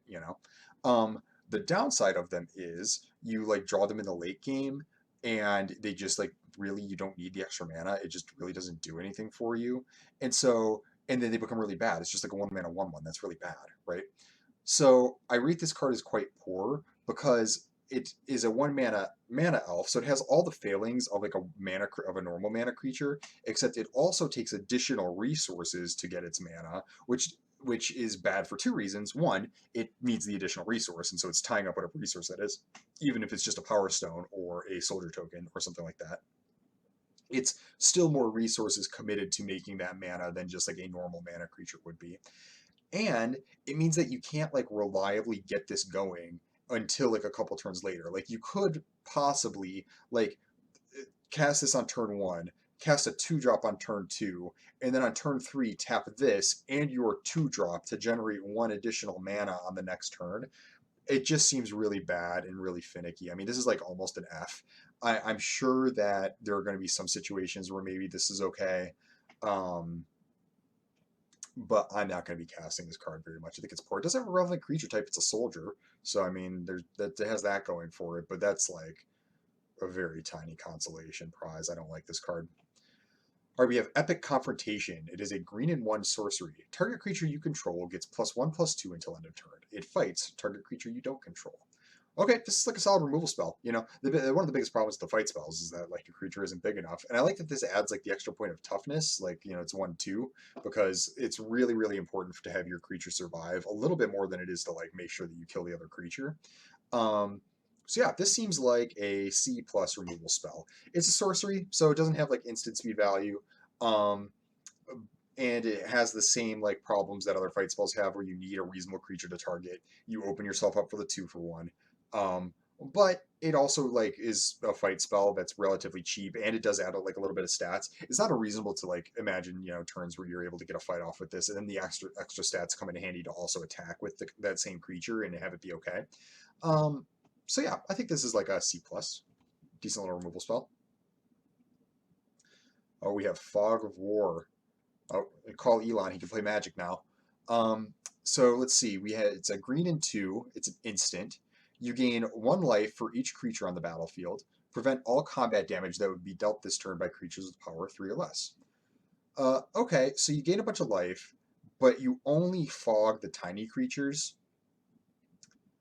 This is probably just an F, right? I mean, you can gain like 1,000,000 life off of this card. Like it's not unreasonable for this card to draw you like 10 life. So the thing is, fogs are bad.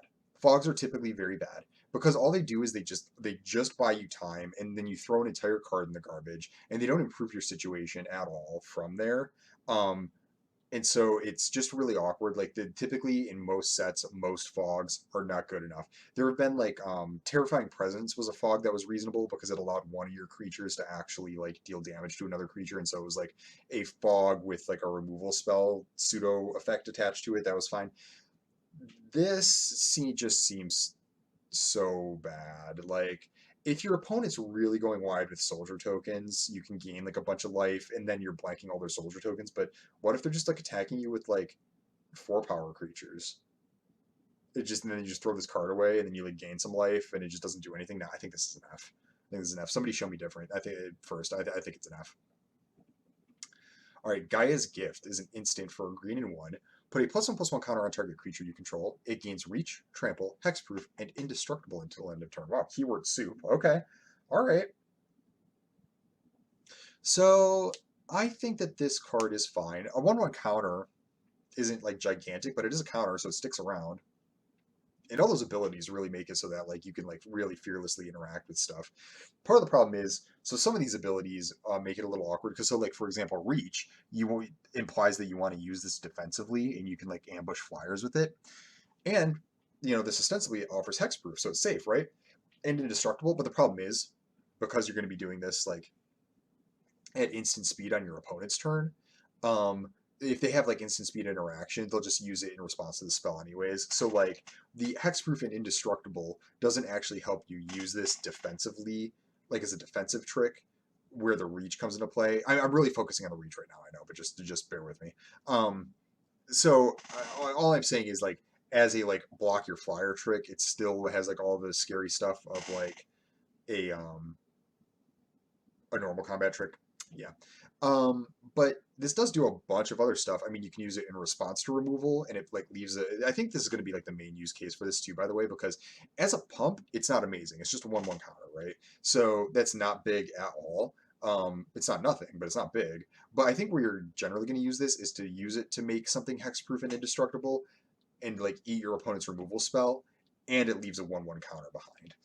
And so like say your opponent uses like a sorcery speed removal spell on your creature. Now it all comes into play where it's like, instead it has hexproof and indestructible, so you can't attack, and it has reach, so you can't even attack with your flyers, and it's now even bigger. So it's kind of this is closer, I think, to a shore up type card than it is to like a green combat trick type card. Does that make sense?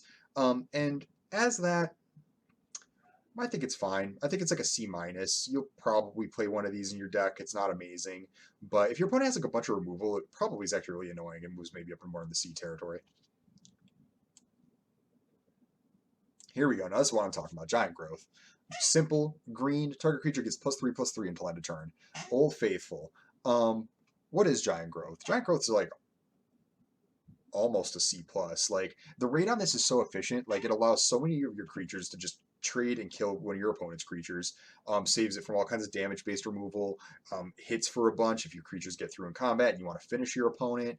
The rate on this is just so good that it really is like they just kind of nailed it like right out the gate. Like it is just an excellent card without being overpowered. You'll play a bunch of them. It's so efficient that it's hard not to. You just like win in combat all the time, and save your creatures from damage-based stuff all the time. You just got to be careful about it. You just got to be careful that you don't just like run it into a removal spell. And it's an excellent card. I'll give it a C plus. All right, Gnarlroot Pallbearer. Wow. Okay. So it is a Treefolk Druid for 2 green and 4. It is a 5/5 with Trample. And when Gnarlroot Pallbearer enters the battlefield, target creature gets +X/+X until end of turn, where X is the number of creature cards in your graveyard. Okay, all right. So this is like a fine 6 mana spell. Like it's pretty good. 5/5 trample. It's decently beefy, but it's a little on the small side for a green 6/6. Not too small, but it's not gigantic either. I'll put it that way. Um, but the ability is kind of decent. Like if you have a well-stocked graveyard, and we've already seen a couple of cards just in green, and of course in the other colors that like will do some amount of self-milling, so you can get like a really big attack on one of your creatures while also leaving this 5/5 behind. I think that's fine.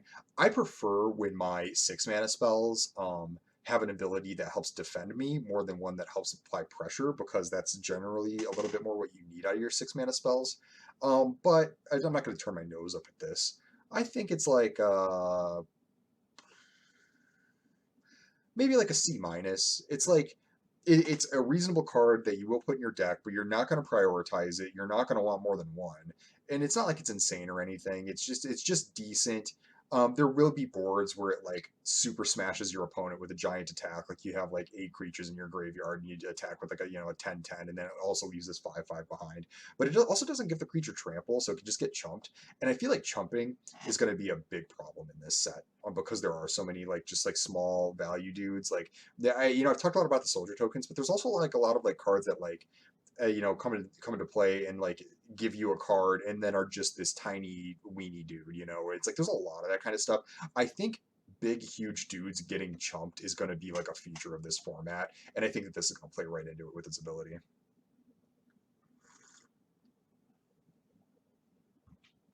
All right. Okay, what do we got? Hoarding Recluse. Okay. This is a serious looking spider, very scary. It is a spider for a green and 3. It's a 2/3. It has reach and death touch. Man, I'm already a fan. When Hoarding Recluse dies, put up to one target card from the graveyard from a graveyard on the bottom of its owner's library. Okay, this is a nice little defensive card. A 4 mana 2/3 reach isn't like gigantic, but it's like reasonable. And then the death touch makes it way better. Um, because this will block like a whole host of flyers and a whole bunch of ground dudes. And if they do end up like attacking with something like big and gigantic, it'll trade with that too. It basically beats most combat tricks, though. There's a couple in this set. I mean, there's a white one and a green one that we saw that both give it indestructible. So like, but like any of like the size based ones, like it'll beat that. Well, and there's like first strike ticks. So actually, maybe it's not so good against combat tricks. I think a lot of the combat tricks actually beat it. Um, but yeah, a 4 mana 2/3 death touch is like a really solid defensive body, really hard to attack into, with both small creatures and big creatures. Um, and then it just has the extra value of just like eating your opponent's graveyard synergies. Yeah, I like this card. This looks like just like a solid C, a nice defensive C. Probably don't want this in your aggro decks, but if you're like playing any kind of defensive deck at all, this just like holds down the ground really well. Hmm. Up next, we got Perimeter Patrol. It is a human soldier for a green and 2. It's a 3/3, so already good rate. Whenever an artifact enters the battlefield under your control, Perimeter Patrol gets +1/+0 until end of turn.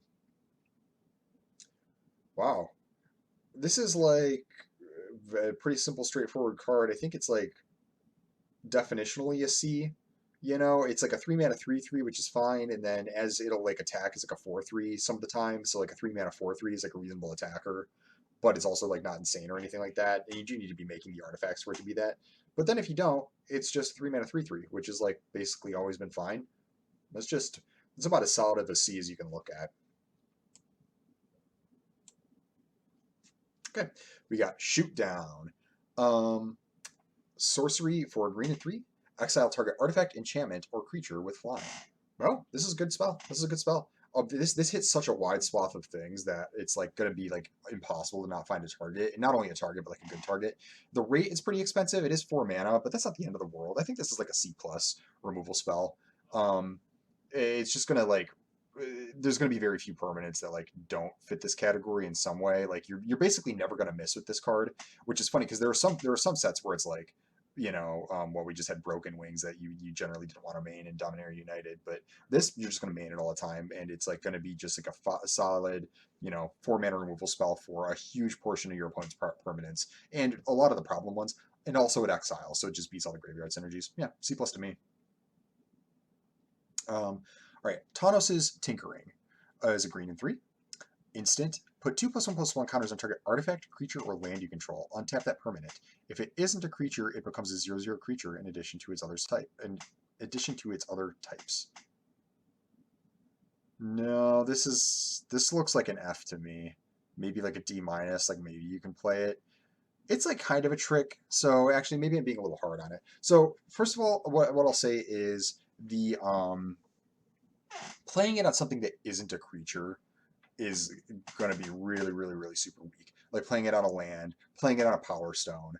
Like what you're doing is you're playing a 4-mana 2/2 hate flash. I'm sorry, I almost said haste. A 4-mana 2/2 flash, but it's also like taking up one of your other resources to do that. That is a horrible card. You would never cast that card if it was just like, yeah, like 4-mana 2/2 flash, but sacrifice a land or something like that, you know? No, absolutely not. But it does put 2+1/+1 counters on something at instant speed. So as a combat trick, it's a little bit better. I still think it goes in like the D range though. You will get eaten by this sometimes. Like somebody will play it against you and they'll attack their 4/4 into your 5/5 and then they'll put 2/1/1 counters on it, eat your 5/5, and now they have a 6/6 and it's like, okay, well you got me. Um, but I just think the rate on it is pretty poor. The rate on it's pretty poor. Man, it's like a D. You can play it, but I don't know. It just seems weak to me. All right, Tamako Honor Guard. For green and 1, it's a human soldier 3/1 with ward 2. I think that this is also a D or a D plus. Like I said previously, I was pretty high on like 2-mana 3/1s just because I like starting early. I like beating, but I just think that the way that this is in again, this is where I really want to talk about like the caveats, but I just don't think that I'm wrong here. Having not played the format, I don't know this, but my feeling is the way that this is going to line up against the format is going to be pretty bad. Here we have another cheap 2-mana creature with ward, which is really weird. I mean, there was the red one too, and it's just funny because like it's so often your cheap creatures are not the targets of your opponent's like abilities or removal spells, and yet they have these ward abilities. It's really kind of awkward. Um, and so yeah, I don't know how I feel about that. And I just so the ward is like almost like flavor text. Like you basically just beat this thing in combat, and it's not hard to beat this thing in combat because you just get a 1/1 soldier token in front of it and it dies. So I think that these are like in the D range. Like you can play them, and not every opponent's going to have soldier tokens to throw in front of it. And so if it operates as a 2-mana 3/1, that's fine. It's got a good creature type. But I would be so nervous to put these kind of cards in my deck just because the chance of them lining up poorly against my opponent is so high that I'm just really not excited about it. All right, we got Wasteful Harvest. It's an instant for green and 2. Mill 5 cards. You may put a permanent card from among the cards milled this way into your hand. And this card looks terrible. Milling 5 can be a thing. Like we've talked enough about the graveyard synergies. There's a lot of them. So milling 5 isn't unreasonable. But you get a permanent card back, but it's only one that you milled. So it's like 3 mana cycle with I guess it's like a 3 mana 5-card impulse for permanents. I don't like doing that. If you have a bunch of graveyard synergies you're trying to set up, this is a card, and it does offer you selection. I think paying 3 mana is a lot for what this card offers if you are not really getting there with the graveyard abilities. So, like, if this didn't have the mill, like if it was like, just like look at the top 5, pick a permanent, and then put the rest on the bottom or whatever, I would never ever cast this card. I think it is so weak in that case. Unless you have like a super bomb rare, even then, I just really don't like it. I don't like wasting my mana like that and just spending a whole bunch of mana to fiddle around and not actually get anywhere. If you have enough synergies that you're like, no, no, no, no, no, mill is a thing in my deck. Okay, this looks like a D to me. I don't really like it. This is another area of the set. I didn't really like anticipate this going into the set review, but this is another area of the set where I might be wrong, where I might be undervaluing the self mill. I just don't think so, though. I just don't think that this card offers enough for as much mana as you're spending on it. That the mill better be really good. All right, on to the uncommons. All right, and our first green uncommon is Alloy Animist. For a single green, it is a 1/1 human druid. For a green and 2, until end of turn, target non-creature artifact you control becomes a 4/4 artifact creature. So this basically does nothing until you can start pouring mana into it to make non-creature artifacts you control 4/4 artifact creatures. Now, clearly that's going to be Power Stones the vast majority of the time. So you'll want Power Stones, and then eventually you will want to, you know, be throwing those power stones at your opponent with this. I actually think that this card can be really good if you don't have other things that you want to do with those power stones. It kind of goes into the same example as like I was talking about with some of the white cards, where like some of your decks just won't have things to tap out for the power stones for, and you're basically every deck I think is going to be making power stones to some degree, and you're going to want to have stuff to do with them, and this allows you to do that. Or especially if you go like really deep on power stones, because the other power stones will help power the ability, and you can do it multiple times. So if you have a bunch of power stones laying around and you don't necessarily need them to cast something big, or you're fine with losing some of them or whatever, this becomes a reasonable card. The ability is really expensive, but in the event that you have power stones, it actually becomes less expensive. And I think like the number of power stones that you would want to have in your deck to make this a reasonable card to play means that you're likely to be able to play this ability for at least once, for just a single green, and then use the power stones for the other 2 mana, maybe, commonly. Um, Again, at the point that like, because if you only have like 1 or 2 power stone makers, this card is terrible, right? So this is like a build around like C plus, where like if you're making a bunch of power stones, you don't mind turning them into creatures. Like once you like cast all your other spells, and you could have the mana to like dump into this, and then you can like start turning all your power stones into like 4/4s that beat, and that's actually a really powerful thing to do. Once you're doing it, it just only happens at a stage of the game where you've already set up with like a bunch of synergy cards, and then you have a bunch of free mana. So like a lot of the time, I think this is going to play out way more awkwardly than it looks, and it's probably going to be like closer to the C minus D range. But in some decks, it'll be like a C plus, maybe even B minus if you really get there with like a bunch of power stones. Um, and yeah, you get to the point of the game where you can just reliably activate this a bunch, because if you have like 4 power stones lying there, and it's like, okay, deal with these, like even if you like deal with one of my 4/4s, here's another one, here's another one, here's another one, and that's a reasonable thing. But this card's really weak until you get to that point, so I just think it's going to play so much more awkwardly than it looks, and I'm not very high on it, though I do concede in some decks it's going to slap. Mhm. Audacity. Audacity is an aura for a single green enchant creature. Enchanted creature gets +2/+0 and has trample. When Audacity is put into a graveyard from the battlefield, draw a card. Okay, so this is like kind of a fixed rancor, which is really really pretty cool. Um, is it good though? Is it good? Yeah, I think so. I think so. Um, +2/+0 and trample makes the creature like a lot harder to ignore. Like whatever it's on, you can like consistently attack. And I think a big use case for this is going to again be have like, I have this giant monster. You have 5/1/1s, but guess what? Now it has trample, and now you can't just like chump it for forever. I think that's going to be a really important use case for this card. And I almost said that like part of the problem is that like, so this looks like it replaces itself when it dies, which it does. It draw a card, but for a moment I was like, well, aren't there a lot of cards that like actually like beat it? So like, but then the only actually I take it back. The only card I can think of is like Prison Sentence, where it locks the creature down with the aura on it, and the creature doesn't die or leave the battlefield, so that Audacity goes to the graveyard. So actually, it's only Prison Sentence that makes this look a little silly. Otherwise, it makes your creature kind of unignorable, hopefully, and pushes through a lot of damage for really cheap. It really enables attacks like quite cheaply, and then just replaces itself. So I actually like this card a decent amount. I think it's like a C plus. Like I think it's gonna be desirable in your green based aggro decks, or decks with gigantic green creatures that don't have trample, that you like want to, it'll like be fine on like your smaller creatures. Um, and then if you get to the point of the game where you like have like a really big dude and then cast this on it, it like really like closes the game out. So I think it's like, yeah, like a C maybe. All right, Blanchwood Armor. And this is a reprint. It's a 3 and 2 aura enchant creature. Enchanted creature gets +1/+1 for each forest you control.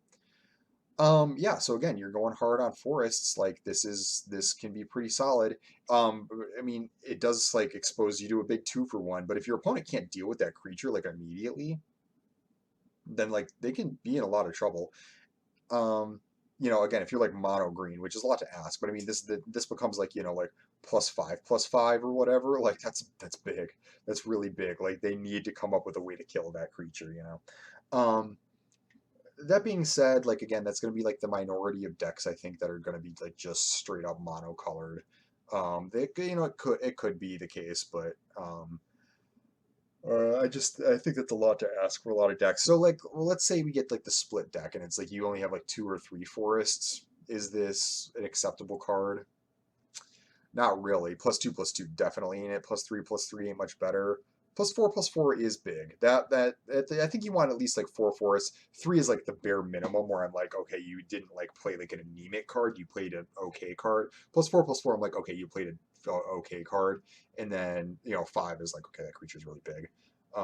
But this card comes with a ton of risks or a ton of demands in your deck. You're either mono green or it's super risky, and then it's risky anyways because it's an aura with no like protection ability on it, no nothing, no draw card like Audacity has or whatever. I think that this is like actually more like a C-D+. But in some decks, it'll actually like pound pretty good. I've been saying that for a lot of cards, but it's just kind of the case. Like a lot of these cards that we've been looking at have been like really pretty poor unless you were doing the specific thing, which that's like Magic to a degree, right? Let me just brief aside here. Like, synergy is really important when you're looking at cards because, and this seems like a fairly heavily synergy based set. So the important thing to understand is that some of these cards, like, um, you really have to be getting there with what they're asking for you to do, and that just really isn't free. And so when I rate the cards, that's why you also can't really listen to the letter grade too much. I also say like 8 letter grades for all the cards, so just that's how I do it. Um, but when I'm thinking about my typical Magic deck, like, yes, you want your decks to get there. Yes, you want your synergies to come together. But the big question I have in my mind whenever I look at a card like some of these is like, what if I don't? How good is this if I don't go all in what I'm supposed to be doing here? Because even if you have a deck that is supposed to be doing the thing that a lot of these cards ask you to do, sometimes it doesn't work out that way. Sometimes you don't draw the cards that you need. Sometimes your opponent has the removal to pick apart the key pieces that make what you're doing actually good. Um, so how good is that card in those cases then? Sometimes you pick it early in a draft and you're like, oh, because this card's good. And then the deck doesn't come together to do the things that actually make the card good. And so these are really important things to understand. In Magic, things will go wrong. How good is this card when things are not going right? And a lot of these cards fit into like situations where it's like, oh, if you're not doing exactly what this card, like if it doesn't like live in like a perfect environment, I'm reminded of like the cartoon where like the weed is like growing up like through the cracks in the cement and is like, I'm thriving, and then like the flower and like the potted plant and like the perfect sunlight and water and all that is like, oh, I'm wilting because it's like a baby. You want your cards to be weeds. You want your cards to be tough and resilient, even if it is like growing on like the side of a cliff, or yeah, up through the cracks in like a parking lot, or like in your windowsill or something like that. And you don't want your cards to be perfect little potted plants where you have to keep like the temperature like exactly at 71 degrees and humidity at like an exact percentage, and it only gets sunlight for 4 hours a day, and then it turns into a beautiful flower. No, no, no, no, because it's like in Magic, it's like almost impossible to create those circumstances. And unfortunately, a lot of the cards that we've been looking at here, like they feel a little bit closer to flowers than weeds. So yeah, that's how I feel about that. All right, speaking of flowers and weeds, we have Bushwhack. It is a single green sorcery. Choose one, search your library for a basic land card, reveal it, and put it in your hand, then shuffle. Or target creature you control fights target creature you don't control. I love these modal cards. I love them. They are so good. Um, this is just really solid. Single green, fight. Perfect. Great, cheap, efficient. If you have a creature, like obviously all the fight things apply. You guys play Magic, like fight cards have their weaknesses. But it's efficient. It's a single green for a fight. Happy with it. Take it. And then it has the backup ability of search your library for a basic land. So if you are choked on mana, your kill spell actually turns into a land for you. Or if you don't have any creatures where like the fight like looks reasonable, it turns into a land for you. Now turning into a land is like sometimes it's like useless. Like sometimes it's like you don't have a creature, like the fight doesn't work, and you're already at like 8 mana, so you don't want to turn it into a land. Like this card can still fail even with 2 different modes on it. But I like that I can draw this in like my like 2 land hands and be like, okay, I'm safe. I won't like just choke on mana and not get there. I know that I will be able to do it. Or if my mana just smooths out, now I have a nice removal spell in my hand. I think that this is really pretty solid. I put it at like a B-. I think it's pretty good. All right, Philology Excavation.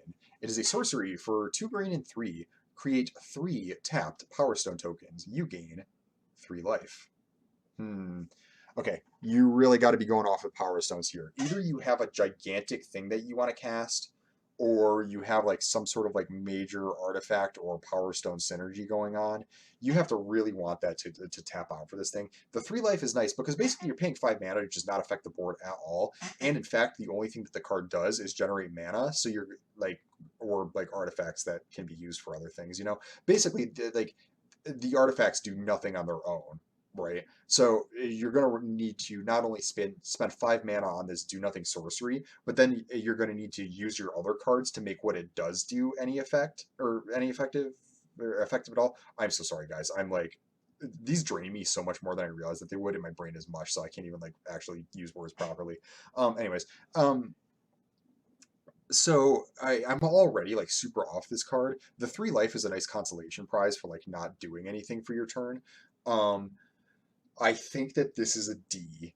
I think that in certain, very, very certain decks, maybe you want to create 3 Power Stone tokens. You know what this card feels like? This feels like one of the cards that's like a emergency. I didn't get there with my synergies card. Like maybe you have like the kind of deck where you're trying to cast the 10 mana robots, but you didn't like get enough abilities to do that in your other cards. So you're like, well, I guess I got to play this bad Philagi excavation and hope that gets me there.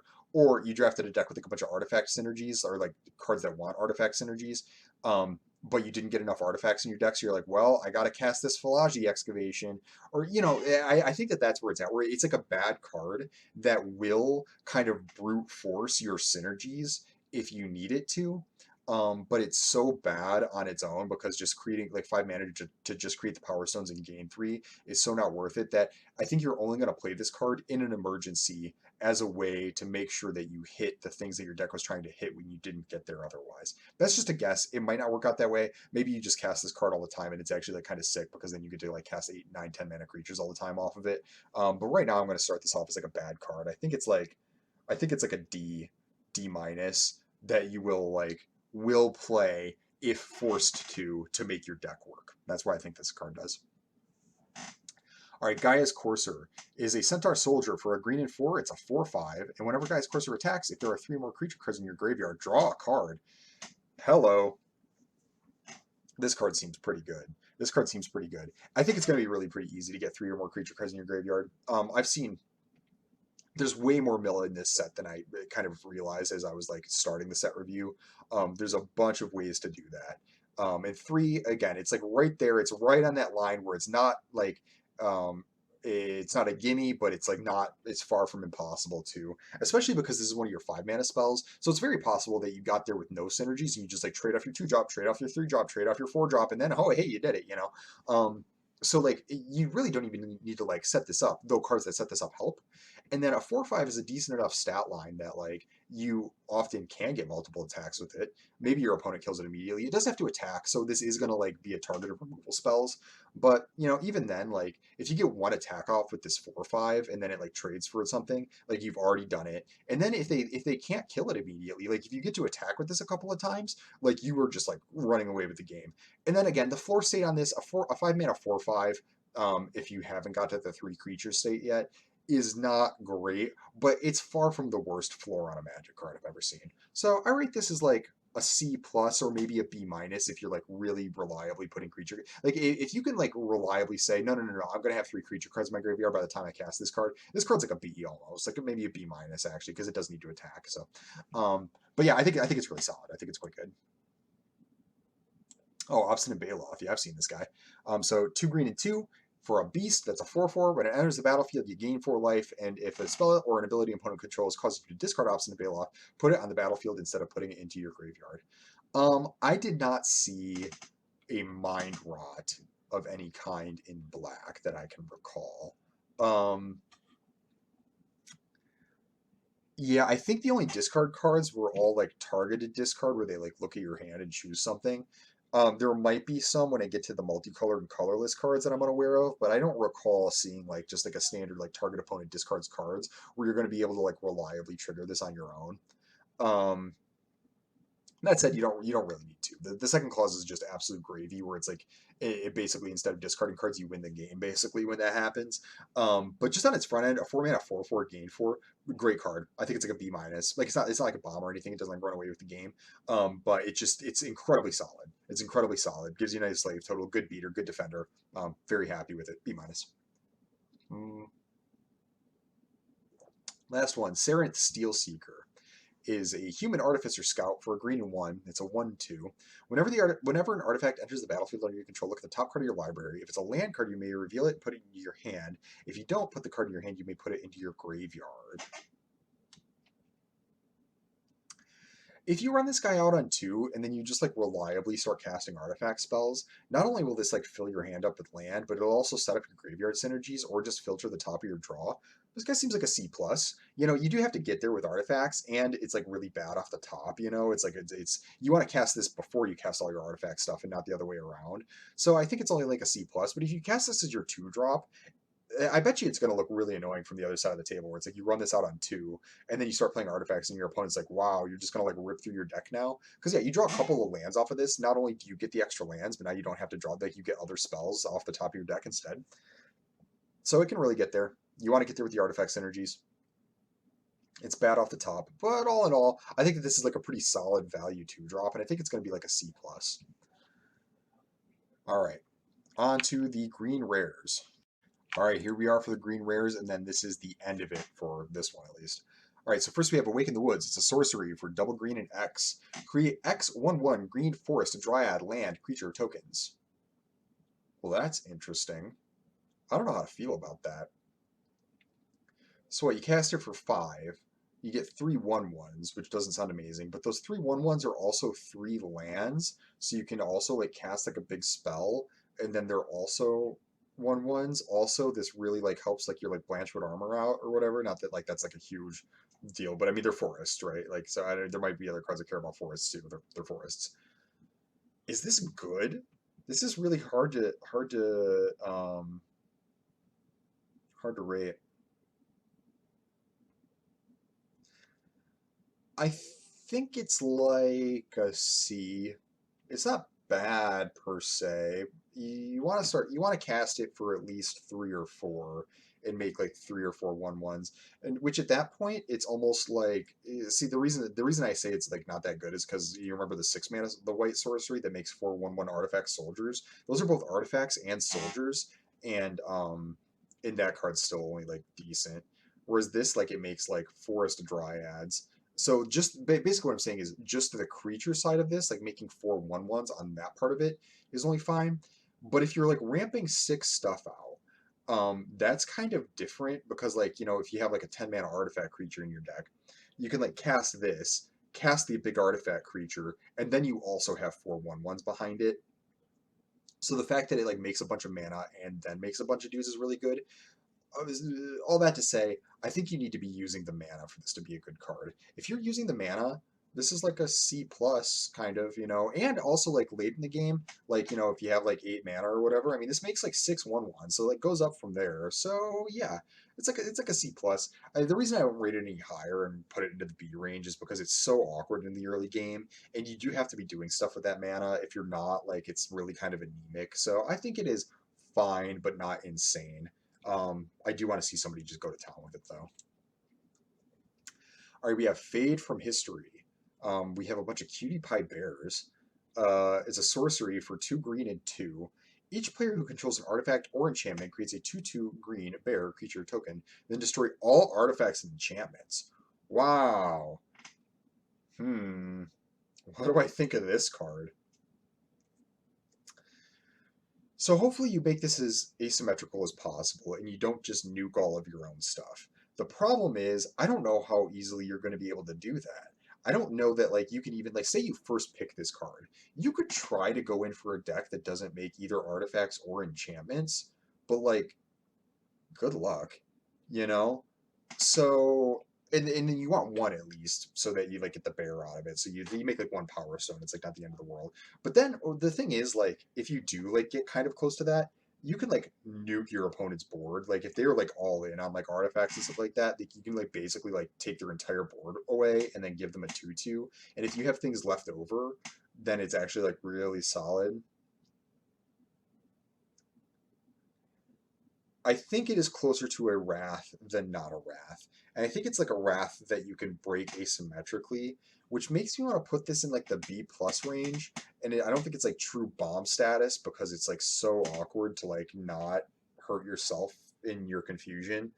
Uh, but it's possible that this is like a bomb status card if you do get there with only like not without playing artifacts and enchantments onto the board, and you just wrath your opponent really bad. But also like they might be in that position where it's like, they have like mostly like non-artifact creatures and they have like one or two artifacts, and so this like kills two of their artifacts and gives them a bear, so it could be really awkward. I'm gonna put it at like a B, but there are gonna be board states and decks where this like goes way up.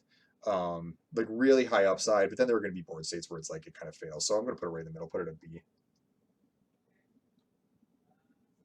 Also, look at these bears. Adorable. All right. Oh, we have Fauna Shaman. Okay. Okay, so Fauna Shaman is a green 2 mana 2/2 elf shaman with green tap, discard a creature card, search your library for a creature card, reveal it, put it into your hand, then shuffle.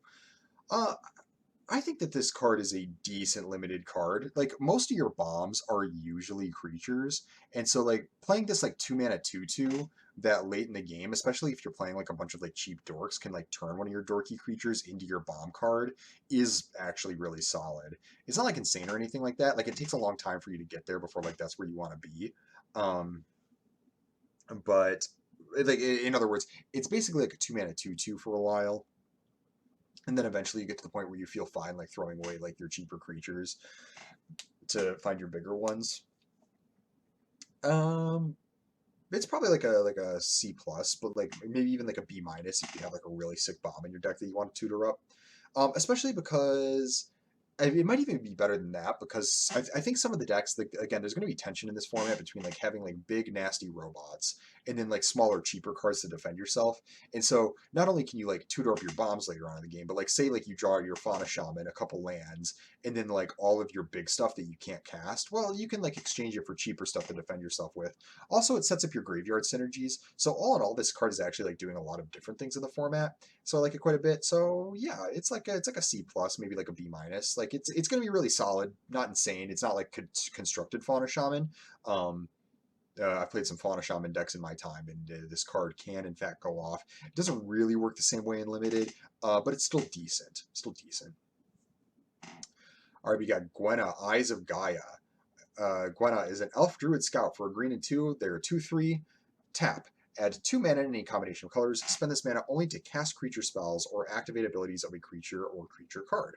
Whenever you cast a creature spell with power 5 or greater, put a +1/+1 counter on Gwenna, Eyes of Gaia, and untap it. Whoa! This is a good rare. This is a good rare. It says, only cast creature spells or activate abilities of creature cards, but that's a lot of cards in the set. Like, there's a lot of creatures, there's a lot of expensive creatures, there's a lot of creatures with abilities, including unearth creatures, including like like the mage that like draws cards. I mean, there's like so many creatures with expensive abilities on them, and expensive creatures, and like creatures with abilities in the graveyard. Like it's basically like a double ramp um, for a huge host of what this set is about. So really, really powerful there. And then when you cast a big creature, like not only does this creature get bigger, but you get to like tap it again for more mana, or you get to attack with it. This is a high quality card. I think it's a B plus. It's not like a bomb in its own right, but it's close. It like really accelerates your game plan while being nasty on its own. Like this is a really powerful card. I don't think it moves into like the true bomb category. So you've heard me probably dance between the B plus and the A minus like a lot.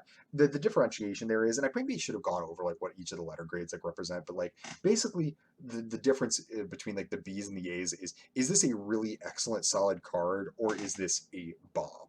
I think that this is a really excellent solid card and on the high end of that, and is not necessarily a bomb in its own right, but I could be wrong about that. This does offer a lot. 2 mana to start like ramping your creatures out is a ton. If you get the untap on it, that is gigantic. Again, 2 more mana or an attack with it, it grows. And even like its floor, just the 3 mana 2/3 body is like acceptable.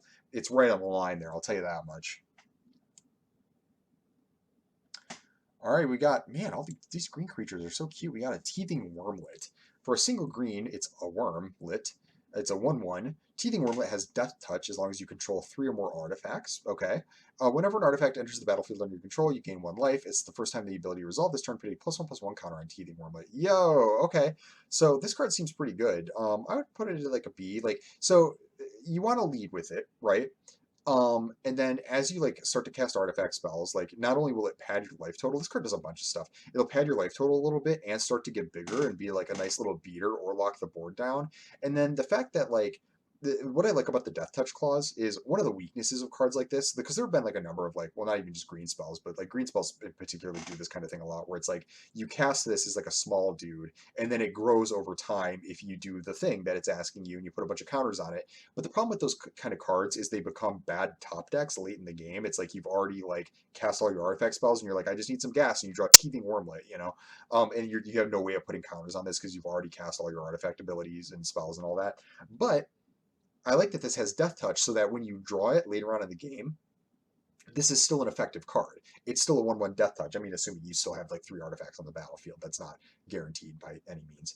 Um, so yeah, I think that this card is like really pretty solid. I'm gonna put it at like a B, like a solid B. Um, because the 1/1 Death Touch mode like later on is like not amazing. It doesn't have to say 1/1. And the Death Touch also does help when you if you turn this thing into like a 4/4 because it's like hard to double block properly and all that. So, um, yeah, but I think this card is solid, not like bomb status, but definitely solid. Why are you showing me Titania like this? That's silly. Are you guys gonna make me rate this? Are you guys gonna make me rate this? It's insane. It has a bunch of keywords. Um, it is gigantic. Uh, it gives you a bunch of lands. It gets bigger, and it turns your lands into creatures, and you win the game. If you do this, congratulations. I hope you win.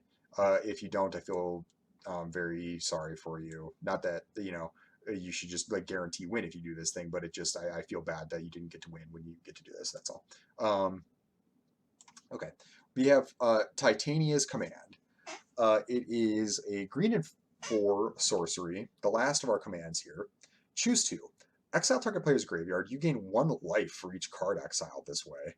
Search your library for up to 2 land cards, put them on the battlefield, tap, then shuffle. Create 2 bear tokens, or put 2 +1/+1 counters on each creature you control. Wow, this one's good. It's 6 mana, but like, okay. Like, so let's go through it. Exile target player's graveyard. Typically, that wouldn't be much of anything. In this set, it's great. People are going to be milling all kinds of stuff. They're going to have all kinds of graveyard synergies. And so typically, it'd be like, oh, I get like exile 5 cards that don't do anything and gain 5. This set, you're probably going to, like, you can like exile like a ton of cards. They're all going to be like effective spells and all that kind of stuff. And then you're going to gain a boatload of life. That actually, like, I think at first glance, I wouldn't blame anybody if they thought that just like the most common mode would be create 2/2/2 bears and then put 2 +1/+1 counters on each creature you control. So you make the 2/4/4s and you buff everything else. Like that is definitely like going to be a really common play pattern. But I bet you're actually going to be exiling the graveyards like a decent amount with this spell, just because it just nukes all of these different synergies and gives you a ton of life. Search your library for up to 2 land cards, put them on the battlefield, tap and shuffle. That's only gonna. I feel very rarely you're gonna do this, but when you do, it's gonna be because you want to do a very specific thing, like cast a giant monster. Basically, it's nice that the option is there because when you want it, that will be decent. But most of the time, it's 6 mana. You're not gonna be finding 2 more lands. The other 3 abilities are gonna be more attractive. And then, of course, create 2/2 green bears. That's like a decent amount of stats for one of the options. If you like do that and exile the graveyard, this is still a really good spell. And then put 2/1/1 counters on each creature. Same deal. If you do like that in the graveyard exile, that's still an excellent spell. You make a gigantic board, or you make the board that you already have gigantic while also nuking your opponent's synergies. But then, of course, you can create 2/2 bears, put 2/1/1 counters on everything. So you actually make 2/4/4 bears plus 2 +1/+1 counters on your entire team.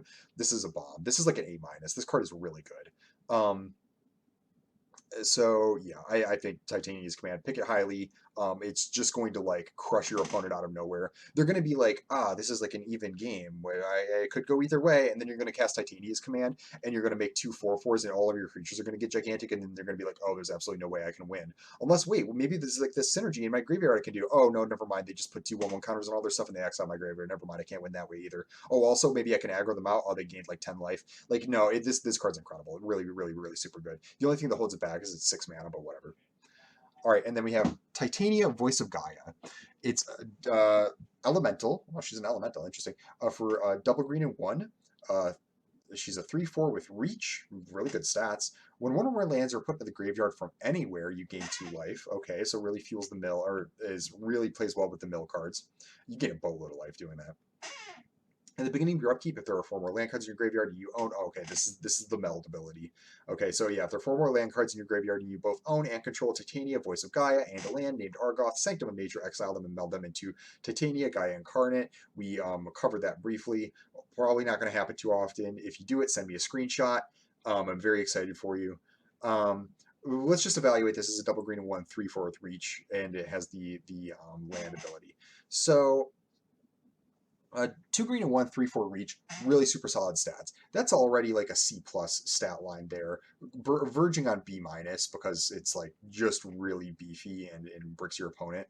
And then the more self mill you have, the better this card gets because it really only takes a couple of land. Like if you gain like 6 life off of this card, a double green and 1, 3/4 reach gains 6. That's a really good card. So I think that she is like a B range card if you have mill in your deck and you know that you're going to be able to get land cards in your graveyard. If you don't have ways to get land cards in your graveyard, she is like a C plus verging on B minus, like a solid role player but not amazing, because it is at that point just a 3/4 reach for 3, which is really good stats, really really good, but not like not like mythic bomb status or anything like that. So, but yeah, if you have the mill, you can gain a ton of life off this card. It definitely goes way up in value. Okay, that was Titania. Is that it? Oh my gosh. Okay. Well, that's it. That's it for the green rares. Okay. So yeah, we've covered all the colors. Up next in the next set review, I'm going to be doing multicolor, colorless, and lands. There's going to be a lot to cover. Initial thoughts. I'll be honest, a lot of the colored spells look pretty weak. And I'm wondering if, like, when I start to look at the colorless spells a little bit more and the colorless spells that are technically colored cards, if I'm going to see like a lot more value. It seems like they want to like push the artifact angle because I was just unimpressed with, not that like, listen, there was like plenty of good cards in what we looked at here, but I felt like I was like for some of these colors like really rating a lot of the cards fairly low. Like they all just looked very anemic to me. There's really not a lot of like big beefy creatures or anything like that, and I think that's because they use that design space in the prototype cards and things like that. So just a thought. It's just kind of interesting that yeah, a lot of the creature sizes looked a little bit smaller, at least here, you know, and the cards didn't look too powerful to me. Not much to be done with that yet. I still have to see how the set plays out, but it's just a thought I had while I was looking at these. Yeah. So yeah, looking forward to doing that. I will try to get that next one uploaded for you soon as well. Yeah, in the meantime, you know, share with me your thoughts, what you think that I got right or wrong. Also, again, please remember to like and subscribe to the video if you enjoyed it. It really does help the channel out, and I would love to see you come back for more. I will see you for the next one.